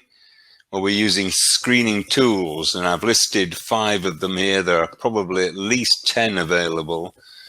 There's the PACE, the PES, the TOPAZ, the PASC, and the ERP. Obviously, I favor the PES because it was developed in Leeds. It's only got 5 questions. It takes 1 minute to complete and performs as well as the other screening tests. This is some questions from the PACE. These aren't rocket science. They're questions like my joints hurt, my joints feel hot, and so on. They're quite simple, and it is surprising that they do identify disease so well. This is from the TOPAZ, which shows pictures of psoriasis at the elbows and nails just to help the patient recognize their psoriasis. And here's the PES with just 5 questions and a mannequin which the patient can complete as well. And we've done head-to-head studies, as have other people, comparing these questionnaires. Our contest study was done in secondary care dermatology in the UK. Everyone got a questionnaire. We examined any positive. And there were a lot of people in the study, over 1,000 given out. We found 47 people with psoriatic arthritis in this 200 examined. And the bottom line is there was no real difference between the 3 questionnaires. They all had a similar area under the receiver operating curve. The sensitivity and specificity, well, the sensitivity was acceptable. The specificity was poor across the questionnaires and much worse than in development. And the problem with the questionnaires like this is they do pick up other rheumatological diagnoses, as we heard from Laura Savage yesterday. So they aren't ideal, and can we improve them? They aren't ideal really for this reason, and what I'm showing here are the different musculoskeletal manifestations that we see in psoriatic arthritis. There is no questionnaire that's going to identify this heterogeneity in disease expression. We also found in our studies that patients were not keen to answer questionnaires or screening tools, and many didn't know that there was an association between arthritis and skin. Otherwise, they would have reported it to the dermatologist. And we developed this cartoon handout that we gave to every patient to try and improve their understanding. So should dermatologists do it? Well, some of your colleagues, Steve Feldman in the US, think that dermatologists do play a pivotal role in preventing joint destruction and initiating treatment. That's an extreme view, I accept, and I'm happy to discuss this with you in a moment. And NICE, the UK National Institute for Clinical Excellence, recommend that dermatologists do screen for psoriatic arthritis on a regular basis. And they do actually recommend the PEST. One of the problems that you as a dermatologist have is that all your patients have got psoriasis. So if you're applying the CASPAR criteria, which people do, the classification criteria, but often used for diagnostic reasons, then all your patients already have at least 2 of the points required and only need 1 more. And one of these is nail dystrophy, which 50 to 60% of your patients have as well. So anyone presenting with pain might be thought to have psoriatic arthritis. So what can you do to increase the specificity of referral? Well, as we've just heard, patients who've got inflammatory type symptoms, early morning stiffness, that's pain that's better with exercise, any swelling in the joints, enthesitis or inflammatory back pain are things to ask your patients about. As I said, this is a 10-second examination. If your patient's got their clothes off so you can examine their skin, it takes 2 seconds to look at the heel and palpate the heel, looking for swelling and tenderness at the insertion of the Achilles tendon. Don't worry about this part of the Achilles up here. The mid portion is commonly painful and swollen as you get older, but this is the important part at the insertion. And dactylitis, it's visible, it's a visible clue. Here's a toe that looks like a chipolata sausage. Fingers can look like that too. This takes 2 seconds to do, and either of these clinical features are a big indicator of the presence of psoriatic arthritis. So, as you've heard from Dr. Wittmann already, we recommend a joint approach to treating our patients so that we're working separately but also together. And Dr. Wittmann and I do a joint clinic once a month. And we each have a role. And my role is to confirm the presence of inflammatory arthritis in patients that are referred, to optimize the control of joint disease and advise on imaging. Whereas Dr. Wittmann's role is to confirm the presence of psoriasis in rashes that we refer to her, to optimize, sorry, I've just somehow moved on there, optimize control of the cutaneous disease and to screen for PSA, as I've just said. And both of us need to treat the patient as a whole and monitor treatment compliance and so on. And I think screening for comorbidities is something we both should do. Skin cancer in people on TNF drugs is also important, and I think dermatologists are much better at that. You don't have to work in the same clinic. You can work together in parallel in adjacent rooms or even virtually. Mobile phones now allow me to take pictures of joint rashes and send them to my colleagues, and vice versa with the joints. So don't forget that psoriatic arthritis does occur in a significant proportion, and many cases go unrecognized. We haven't got a perfect screening tool at the moment, but what we have is better than nothing. And if you can combine a screening tool with a relatively simple appraisal of the patient, asking a few questions, looking at them for dactylitis, enthesitis, that will improve the identification. And collaborative working is the ideal, but I realize not practical for everybody. So we now have time for discussion. Excellent. Thank you very much, Dr. Afnan. These two excellent presentations. While we're waiting for the questions to come in, I think everybody now today will hopefully adopt the PEST tool. It's a 1-minute tool. We can all apply in our dermatology clinic, and hopefully we can pick up those patients with early psoriatic disease, arthritis disease. Now the problem is, in the ideal situation, it would be great to work next door to rheumatologists, but ideally we refer them and they take months to be seen. So what can we do as a dermatologist once we suspect a psoriatic arthritis, and while we're waiting for that appointment, what are the steps that we can do managing the joint? Dr. Afnan? So in our clinic, what has really helped us is we have the ultrasonographer in the next room. This was initially funded by one of the companies, and we do see if they have joint involvement and enthesitis. And if that happens, then we do fill out a questionnaire similar to the PEST. And Dr. Helwell was very kind to give me the Arabic version, so that will help us. And then we actually just go ahead and start the biologic, and you pick up the phone, you call your rheumatologist friend, see if you can get a sooner walk-in appointment. For us, that's what we do in our hospital. How about you, Dr. Philip?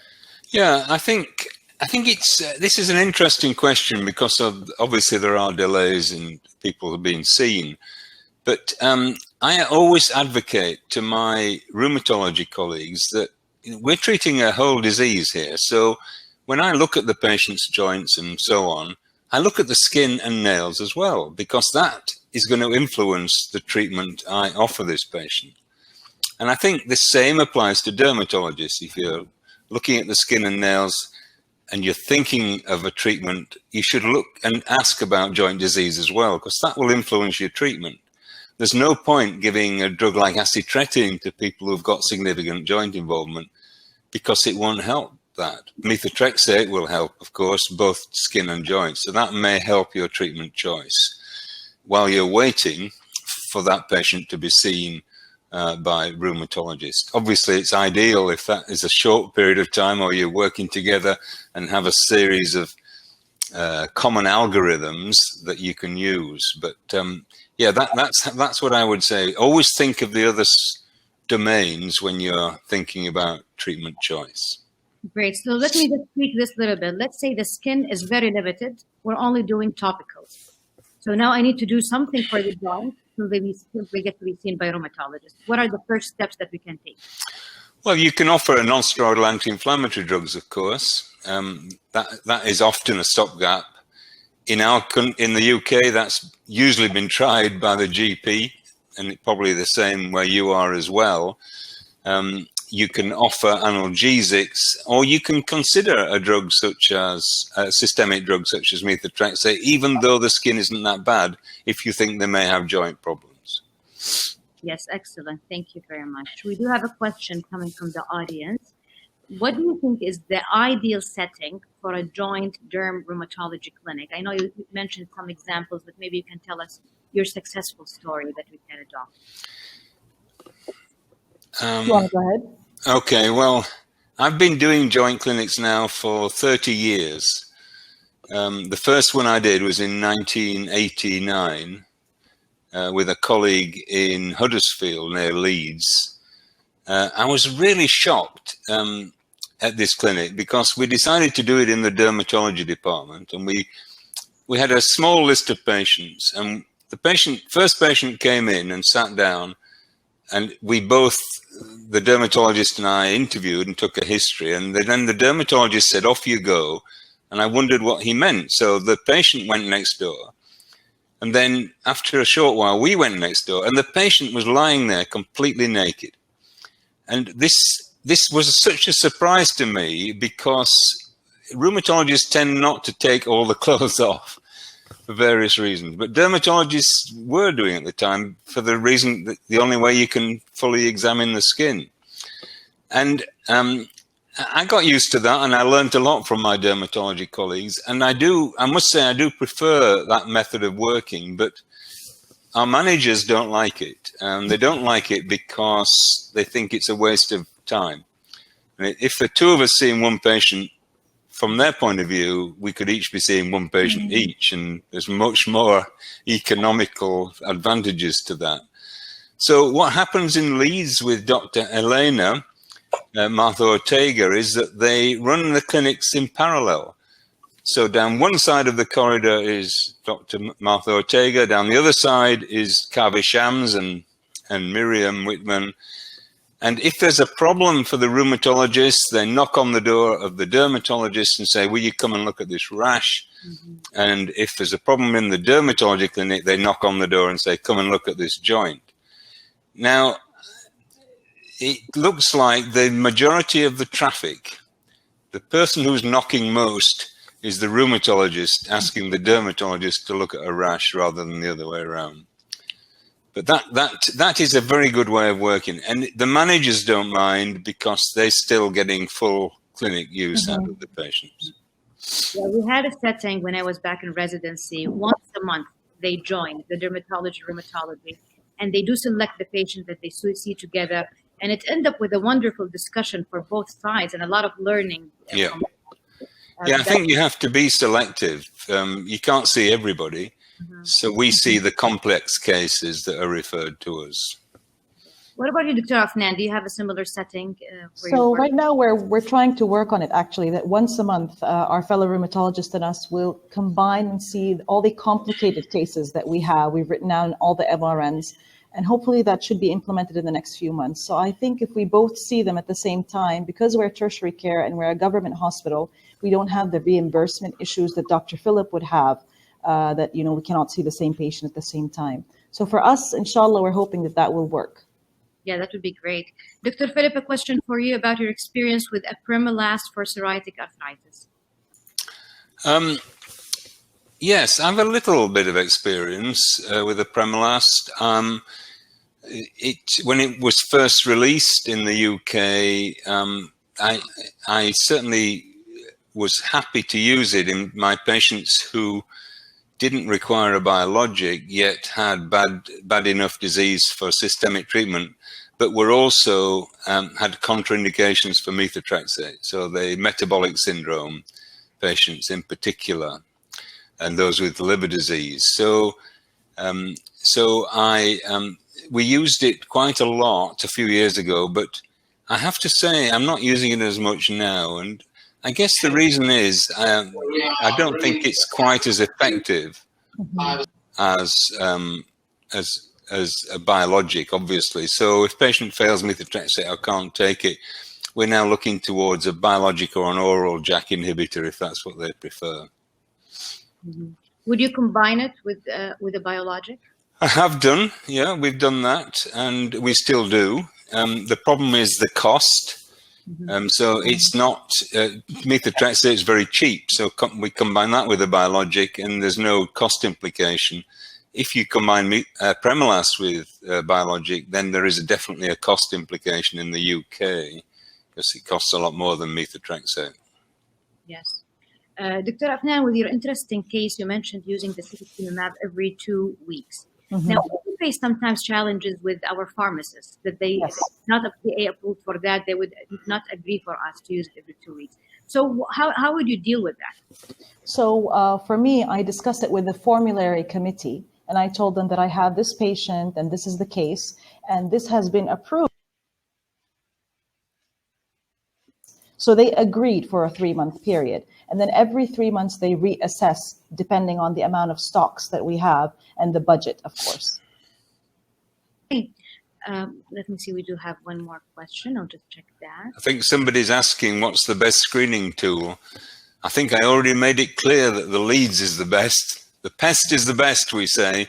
And as Dr. Afnan says, there is an Arabic version that is available. I'm happy to send it to anyone who writes to me. Oh, Dr. Afnan has a copy of it now. I don't know if you looked at it. Did it look okay? I did. It looks wonderful. Thank you for sharing. All right. Yeah, that would be great. We would love to have that in sure. our clinics as well. So one last question is, from your point of view, what are the most common risk factors that are associated with development of psoriatic arthritis in psoriasis patients? So for me, I've noticed obesity is the main risk factor. And I've also noticed it a lot in diabetics.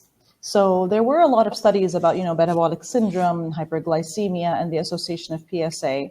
And of course, the lifestyle, more sedentary lifestyles. I've noticed they get more PSA. People that are more healthy and active, they get less PSA. What do you think, Dr. Phillips? Yeah, I think I can't answer from my point of view because I'm so driven by the evidence that we've got, really, and the clinical features being the phenotype of psoriasis. So scalp and flexural disease and nail disease are strong indicators of those who will go on to develop it. I agree about those with the obese metabolic syndrome ones. I think for many years we said that psoriasis severity wasn't a risk factor, but there's been recent work from the UK general practice that shows that the worse your psoriasis, the more likely you are to develop it as well. So I think those are all important risk factors. I think exercise is difficult. And I'll tell you a story about that, really. I mean, you say the more sedentary ones likely to get it, but I had a young man, a patient who played rugby. You know, you're familiar with this game, rugby, where they basically run into each other for 90 minutes and lots of physical contact.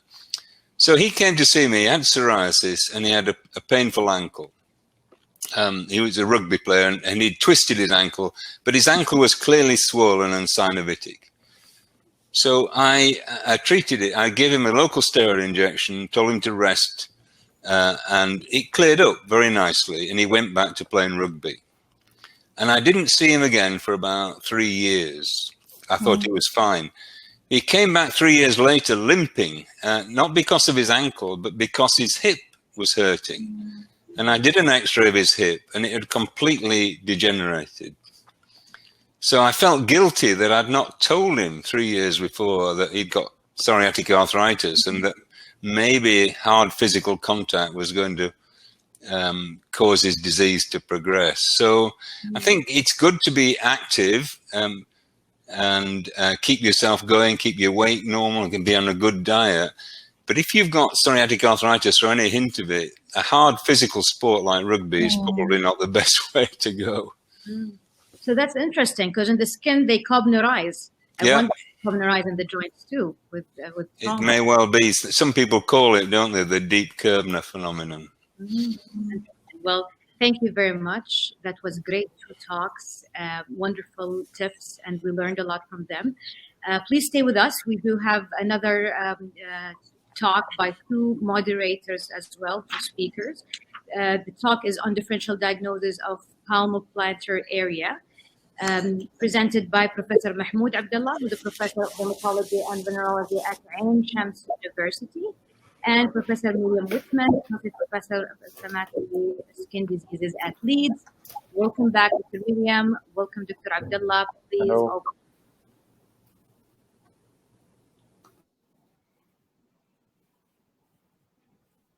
Thank you very much. I'm very happy to share this session with Professor Whitman.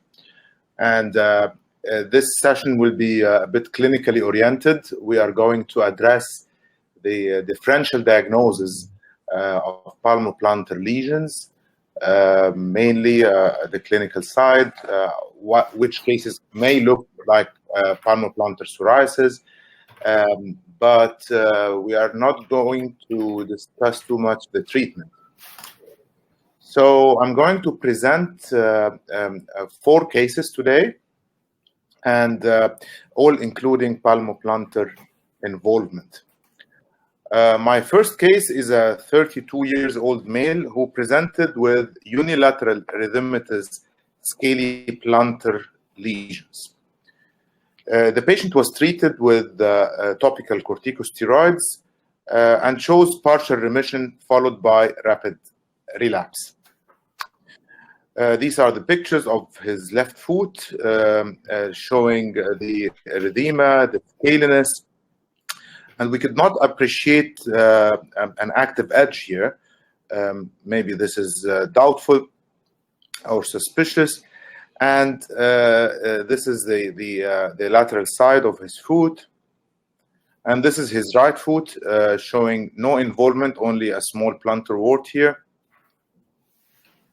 And the KOH examination was positive and showed spores and hyphae.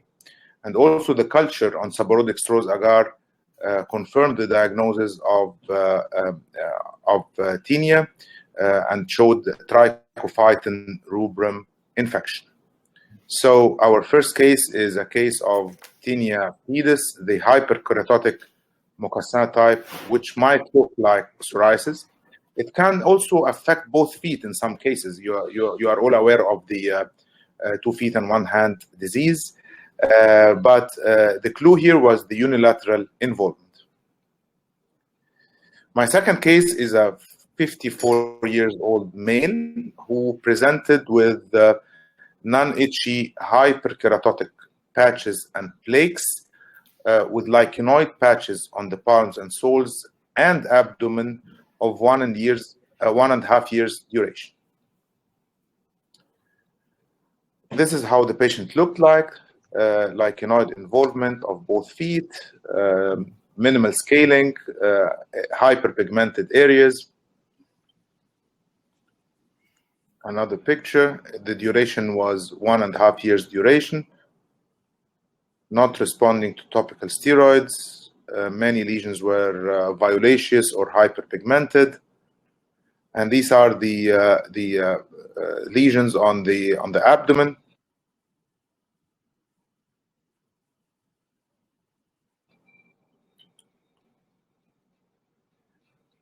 The patient was biopsied, and it showed features of mycosis fungoides, mainly epidermotropism, with immunohistochemical examination was also done, showing that the cells in the epidermis were mainly CD4 positive and CD7 negative.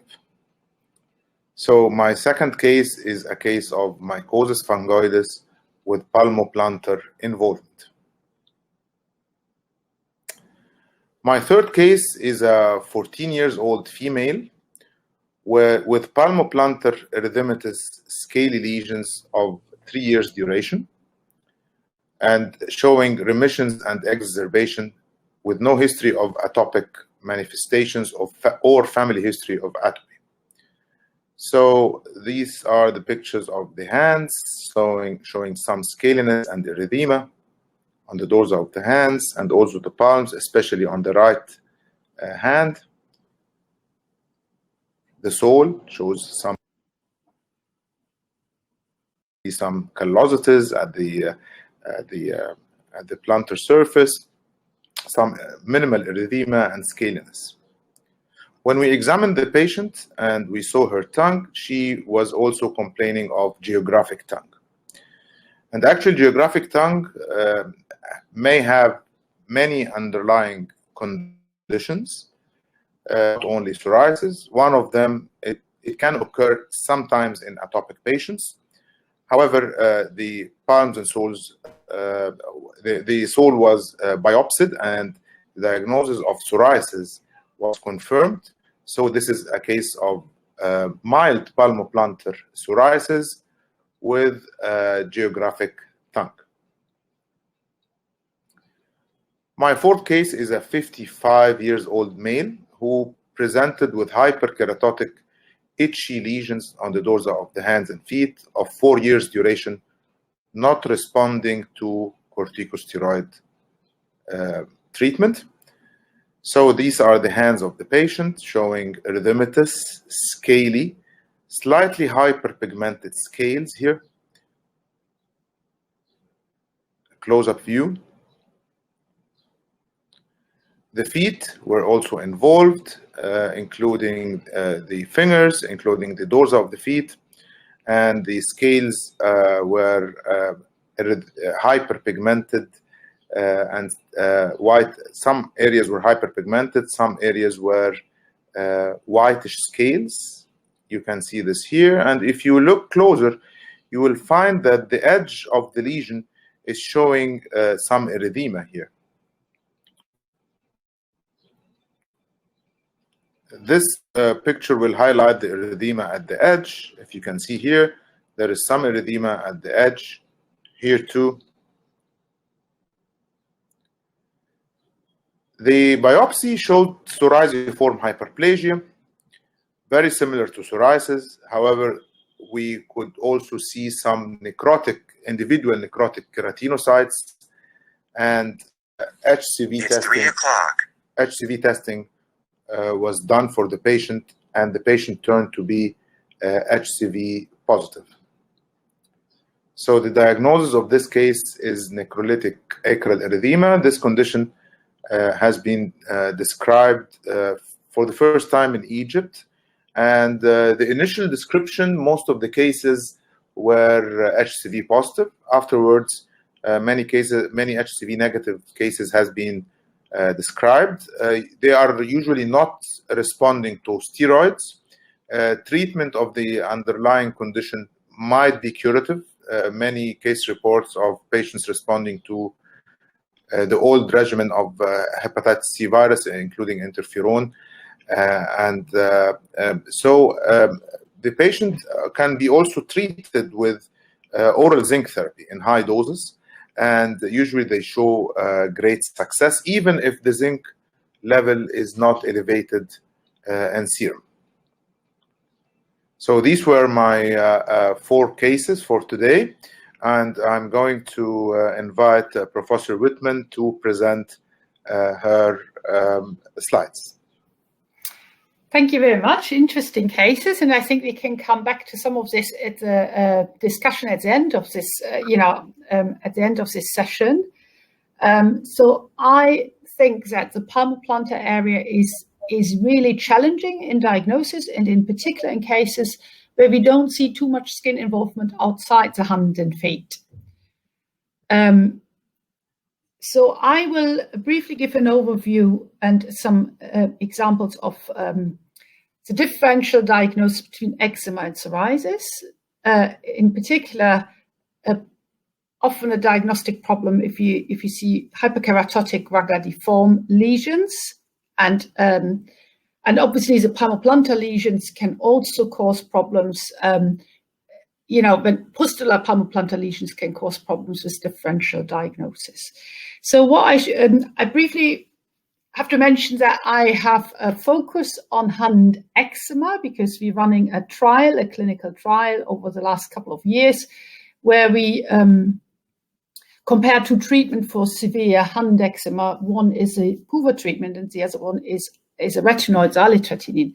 So I've seen many hands, palmar side, over the last couple of years. And I have to say, the more I see, the more different lesions I see, the more patients I see, the more I think that the diagnosis is really difficult, and that we often can't be sure from morphological presentation only. So let's move on to the next slide. So this is exactly the situation I mentioned. So even the histology in difficult cases where patients don't have many lesions on the skin, mainly palmar or palmoplantar, even if you do biopsy, it often comes back inconclusive. So the histology can tell you psoriasiform eczema, eczematized psoriasis. So especially when it's minimal inflammation, if the presentation is a bit atypical, that can cause problems, not only in palmoplantar, but I feel also in the outer ear canal area. That's another area where it's really difficult to do the differential diagnosis. So this patient, will come back to that patient. That patient was recruited in the hand eczema study and changed over the course of seeing him over the course of a year. When we've seen him, changed his clinical picture a little bit. And I'll come back to this case later. So what does the literature say about the differential, about eczema versus psoriasis? So there are some cases and some good information that they can coexist. So there is even the idea that eczema lesions can trigger or cognerize psoriatic inflammation. There's debate about this. Can they really coexist, or but there are quite a number of dermatologists who feel that there are cases where you have both eczema and psoriasis in the same location. But this is still open for discussion, and it would be interesting to hear what you think about it. Another paper I found really interesting from Korea is where they did a study on blinded histology assessment and tried to have criteria for psoriasis and eczema. And in their conclusion, looking at quite a number of cases, they said, in case of the hyperkeratotic ruggidiform phenotype of eczema, this is really hard to distinguish from plaque psoriasis in the palmar area. So they said it can't be done with a good certainty. So that's an interesting paper as well. So the clinical appearance of psoriasis, and you all know this, is plaque type is the most common one. We have these pustular presentations, especially also palmoplantar. Actually, sometimes it may also come with some disidrotic lesions under the scale. If you look very closely, you see like tiny little blister. Although this is normally thought to be a feature of eczema, you can sometimes also see that in some psoriasis subtypes. And then obviously you can have these mixed phenotypes.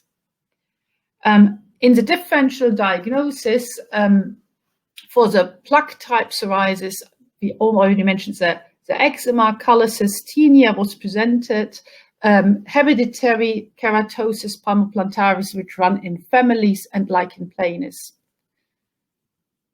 All these pictures are taken from the Altmaier encyclopedia, and all this is psoriasis.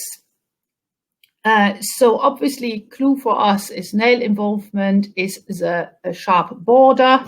You can see in the second picture here, we often have lesions over the knuckles. We have these, hyperkeratotic lesions, and so all this, we would agree, is in line with psoriasis. However, let's have a look at some other diseases which can really look very, very similar. So have a brief think. What you think is a callus, a tinea, lichen planus, keratosis palmoplantaris diffusa. So this is a mutations in different keratin genes. So it's hereditary, and eczema. So I give you a few more seconds to look at the different slides. So where is the callus, the tinea, the lichen planus, the eczema? So the solution comes on the next slide. So lichen planus can go along with nail changes. It's an important differential diagnosis, and it's also important to know that eczema can also come along with nail changes. Probably not so much with the pitting. The clue here with the lichen planus obviously are these lesions in the wrist area, and I appreciate the picture is not big enough to really fully see the lichenoid component here. This sharp border lesion is due to keratosis palmoplantaris, and you know that the keratin composition of the palmar skin is different from the keratin composition of this thing, especially of this skin, of the outer skin, especially with keratin 9. And if you have changes and mutations in one of these keratin 9 or palmoplantar specific genes, you can actually have quite sharp borders between the palmoplantar skin and the outer skin. So this is not psoriasis, although this could be mistaken for that. This here is a callus, and you don't see a very sharp border here. Is a tinea, as we've heard in the case before, and that one here is eczema. So just to put things next to each other, so this is the hereditary keratosis palmoplantaris, and this is a psoriasis. So sometimes can really cause difficulties. And what we see often in clinic, that because psoriasis is so much more common, that GPs, but also, also dermatologists or dermatologists, GPs with special interest in dermatology, jump to early conclusion. So it's always important to really look at the skin, examine carefully, and if people don't respond to your therapy, to question, do I have the right diagnosis here? And then this one here, the difference between the callus and psoriasis, obviously, is this border here, which you wouldn't see in a callus so clearly defined. And the more inflammatory component here. So let me go to the pustular lesion. So that again can be difficult if you only have palmoplantar involvement, if you have no clear history of a pre-existing skin condition. So we have here a picture of pustular psoriasis, palmoplantar. We have pustulosis, which associated with smoking. So it's not necessarily. So there's some debate about what is this picture, what is this disease exactly. So we see palmoplantar pustular lesions in people who don't otherwise have psoriasis or family history of psoriasis and are heavy smokers. And that would also be interesting to hear what you think about these cases. Then we have Disidrotic Eczema, which can be infected, but can also look pustular, and often it's useful to have a swab here, unless you already know this patient is an eczema patient. Sweet syndrome, if you don't look very closely, can sometimes be mistaken, but normally that wouldn't be limited to the palmoplantar area, and on close inspection would look different. So just briefly, I think that especially for the palmoplantar area, where it's not always so easy to do biopsy, we really need a bit better diagnostic approaches, and if possible also those which are non-invasive and easy to do. And I would like to share in the next few slides before we start the discussion something we've done here in Leeds, because we felt like, oh, it's just not good enough to look at the morphology, because we sometimes do mistakes and we sometimes not certain. And we tried this sample collection via tape strips. So these are sticky tapes. We do 10 tapes in the same area. You see that we stay with this optical coherence tomography. We stay in the upper epidermis with our sampling, and then we isolate the protein from the tape, and then we do analysis in the lab. So this is either by ELISA or mass spec. And we have published before and found, to our surprise, that IL-36 in these tapes is a fantastic biomarker to tell you whether it's psoriasis or eczema. So in fact, the IL-36 is extremely high upregulated in psoriasis and not so much in atopic dermatitis. I have to mention that these samples are not all from palmoplantar skin, as they're from other areas of the body as well. And we have to do that and show that it really works very well in the palmoplantar area. We have some cases, but we have not done a larger study on that. The specificity and sensitivity of this was amazingly good, but these are cases which were clear from the clinical appearance, which wouldn't have needed additional diagnostic. And then we look back at some difficult cases, and this is the one I mentioned before. The patient who was included in the study, in the eczema study, changed its phenotype during the course of the disease. We then also started to see some nail pitting, which we were not aware of this when we started the treatment, because they were a bit difficult to see at the beginning. And we biopsied, and the histologists, they told us this is more psoriasiform, so they said it's in line with the psoriatic inflammation. And actually, whenever we see a cut-off level, then more of 240 picogram of the IL-36 per microgram protein, so we normalize to total protein, then our test said it's psoriasis, and that was clearly the case here. The second case, it's quite small here. Actually, in the combined dermatology rheumatology clinic, Philip said, oh, this patient has unclassified polyarthralgia. If you tell me that this lesion on the ankle is psoriasis, I will consider the diagnosis of psoriatic arthritis. So we did our tapes again. It was below the the cutoff level of 240. He said, no, this must be eczema. And this was also confirmed by histology, that indeed it was a very chronic eczema lesion. So we think there's hope to get better diagnostics. So far, we have not really implemented it in any routine clinic, but I hope that this can develop further, and it would be really useful to have. And I'm curious to hear your discussion points and your experience with difficult palmoplantar lesions. Okay. We can start with a question, Professor Whitman, if you... there is a question from Dr. Dana. Have you encountered phenotypic switch from psoriasis to eczema with biologics, especially IL-17 inhibitors? So I have seen switches, not very often, I have to say. So I think these people who switched, it's the picture just changed and became more eczematized, and they described more itch. And then we really started to look back into the lesions. And I can remember two cases. One case was from the very beginning, psoriasiform eczema. And then really started to show an eczema phenotype, and a second case where indeed, I think the picture changed from psoriasis to eczema. And I mean, the problem is when people start then to scratch a lot, yeah? So you have the additional changes of the skin due to chronic scratching, etc.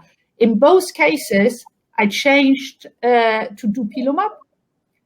And I'm not really sure yet about the outcome because they're both recent. I had a very similar case that we've been biopsying over 4 or 5 years. And at what stage it comes psoriasis, at the other stage it becomes eczema. And this is what we did. We put him on dupilumab, and it helped a lot with the symptoms. So one clue with that is if there's a psoriasis that's impetiginized, it's probably eczema, even if the biopsy that's very now, that's a good hint, because in psoriasis you don't see super infection, is it? So if it's infected, absolute good point, yeah. These were great to talk. Dr. Mahmoud, you can come up with an encyclopedia from your cases. Amazing pictures, actually. Thank you very much. And Prof. Whitman, let me ask you a question about, so we try to get our differential diagnosis, think about the history, the other areas involved. How about the scale itself? I think that we might describe a little bit the scale differently, and it might help in some cases, not all of them. Can you elaborate on that more, please? Yeah, so normally you say if you can scratch away the scales, if they're quite loose, etc., if it's easy to get them off, and we see that actually with the tape as well. If you have a lot of material on the tape, you can almost say, oh, it's more psoriasis. Whereas in eczema lesions, it's more, often more difficult. But the morphology, so the problem we have that often we see pre-treated people, they had some steroids, they use some creams, etc., and it can be really tricky. It's not the typical cases which cause, the typical diagnostically classical textbook cases which cause the problem. And so we came with our study, we came from the eczema world, and in the eczema world, it said that there's indications that the morphology doesn't tell you what is the best treatment, for the patient. So this was our starting point. So I think a good clinical experience and looking at the borders, looking at what type of scaling you have, whether it's easy to scratch away, etc., is super important. But in many cases, we need something additional. And it would be good if it wasn't a biopsy, because if it could be done easily and also outside the dermatology department. Yeah, and the problem, I think, is with the disidrotic type of palmoplantar psoriasis.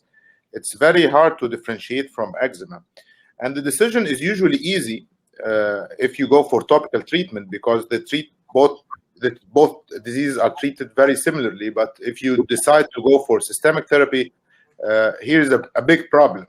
Exactly, and this is the challenge of the time we now. We have so good treatments which are specific for one or the other disease. In the past, I fully agree, we did PUVA, works for both situations. Methotrexate works probably better on psoriasis and eczema, but can work for both, cyclosporine for both. But now we have these more specific, better working treatments. So we have to decide, is it psoriasis or eczema? Do you find dermoscopy helpful in this aspect? So I think it is. I personally, I'm not so super good with dermatoscopy, so I haven't done so much with it. But there are, there are descriptions that people who do that a lot and try to improve their diagnostic experience, they say that it's helpful. How about Dr. Abdullah with dermoscopy? Do you have experience? Well, yeah, in some cases it's very helpful, and especially on the body, on the palms and soles, it's harder to differentiate even with dermoscopy.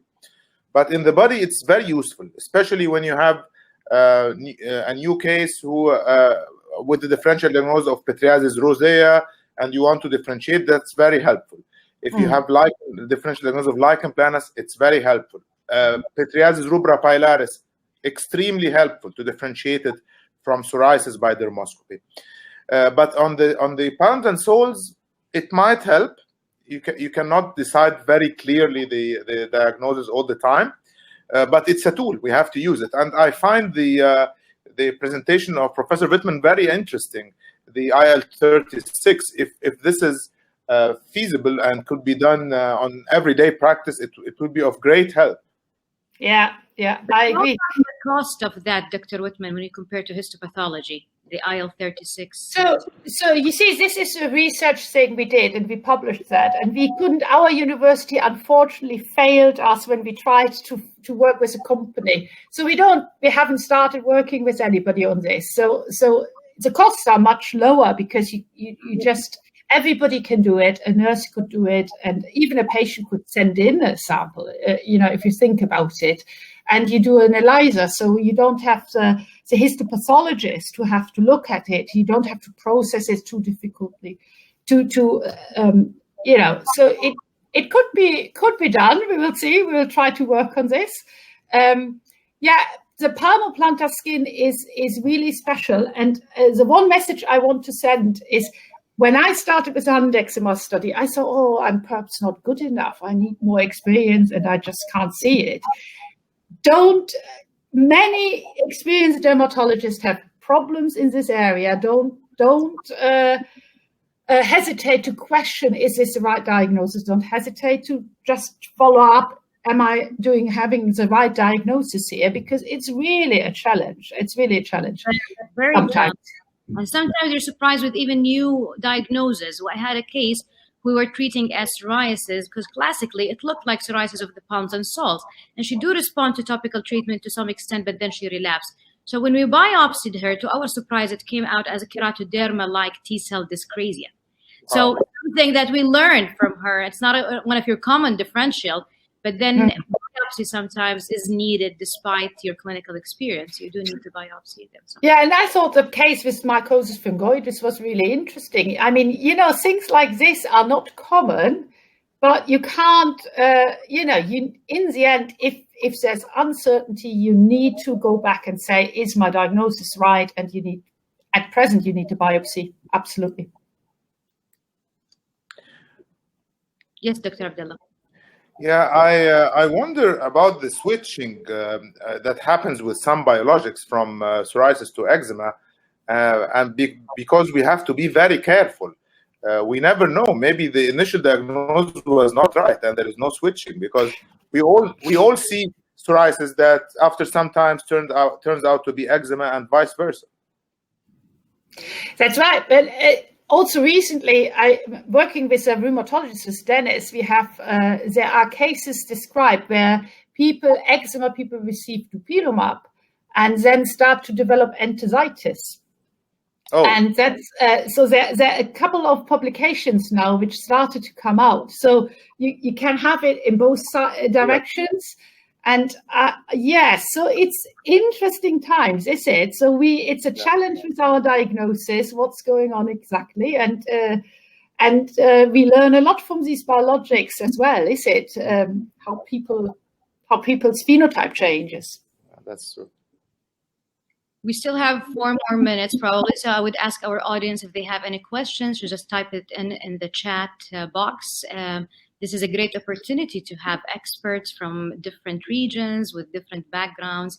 So we would like to learn more from them. So for any questions, you can type in the chat box. Palmar-plantar psoriasis, or whatever the diagnosis, is really very challenging and can be devastating for the patients and the physicians alike. But I guess these morphological pictures that we've seen, these tips, the new updates, maybe some of these can help us. Do you quantify, how do you assess how bad is this disease?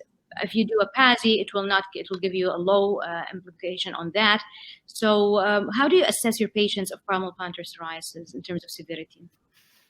I think the quality of life is the main determinant for your decision. I think DLQI is very helpful in that. Yes. That can be sky high. Palmar-plantar, people can't walk, people can't function in life, pain can be high, they can't pick up things. I mean, it's so underestimated between people, with other disciplines, how much having palmar-plantar lesions can impact every aspect of your life, putting clothes on, closing buttons, etc. So it really has a massive impact, and I absolutely agree. Impact of life is important. I thought the outcome measure we use in hand eczema, HEXI, which is similar to, follows some ideas about PASI, but puts the hands in regions and then looks specifically also at eczema, at different lesion things. I think that could be developed also to for palmar-plantar lesions, but I think, it's the total PASI will underestimate the impact to patients, absolutely. So if we just summarize and take a final remarks on your algorithm of management of palmar-plantar psoriasis, what we go first, second, third, so only palmar-plantar psoriasis and no other regions involved. How would you go with that, Dr. Abdullah? It depends on the thickness. If it is too thick, I would start with acitretin, along with a topical steroid or combination of steroid and calcipotriene. If the patient can have the time to come for PUVA, I will go for re-PUVA. That works the best. If this doesn't work, I will go for biologics. For thinner lesions, I would prefer to start only with topical creams. I'm a big fan of tar. I know this is not used commonly now, but I think the advantage of using tar is that when you stop it, you don't get a rapid relapse. And then if it doesn't work, I go for systemic therapy. For acitretin is my first choice. Methotrexate is my second choice. Cyclosporin is my third choice. And finally, biologics. Yeah, so I agree. Just with the tar, obviously now there are lots of publications that found the principle, one of the principles why tar is working, and this is a AHR receptor, so the dioxin receptor. And I think there are a lot of initiatives to develop a non-smelly version of tar, which could be used topically. And I agree with you, tar is in many cases a good option, which we don't have available in some countries anymore. The other thing I wanted to mention, acetylene, we use that for the hyperkeratotic, for the very thick lesions, as you say. It's interesting because we work on hand eczema. This alitretinoin, the other retinoid, doesn't work very well in psoriasis. Yeah. And I don't think anybody has the answer to that. There was a study from Germany, from Christian Reich, saying it didn't work very well, this retinoid. And it works in chronic hyperkeratotic ragadiform hand eczema. And there is another question for research. We don't know why there is such a difference. But yeah, acetylene, we just have this problem in young women where we don't really want to use it. Yeah, I think alitretinoin might play a role in just decreasing the thickness of the lesion and not to work as a monotherapy. And then if you combine it with something else, it might work. I don't have the answer. I don't have a study, but this is a good area of investigation. Yes. So with this, we conclude the third workshop. Stay with us. We will still be joined with the rheumatology group for a final discussion and remarks with Prof. Hillwell. So Prof. Hillwell, over to you. So thank you so much, doctors. We are going to the final room and join the rheumatology. So please bear with us as we are going to join them. Thank you. Thank you.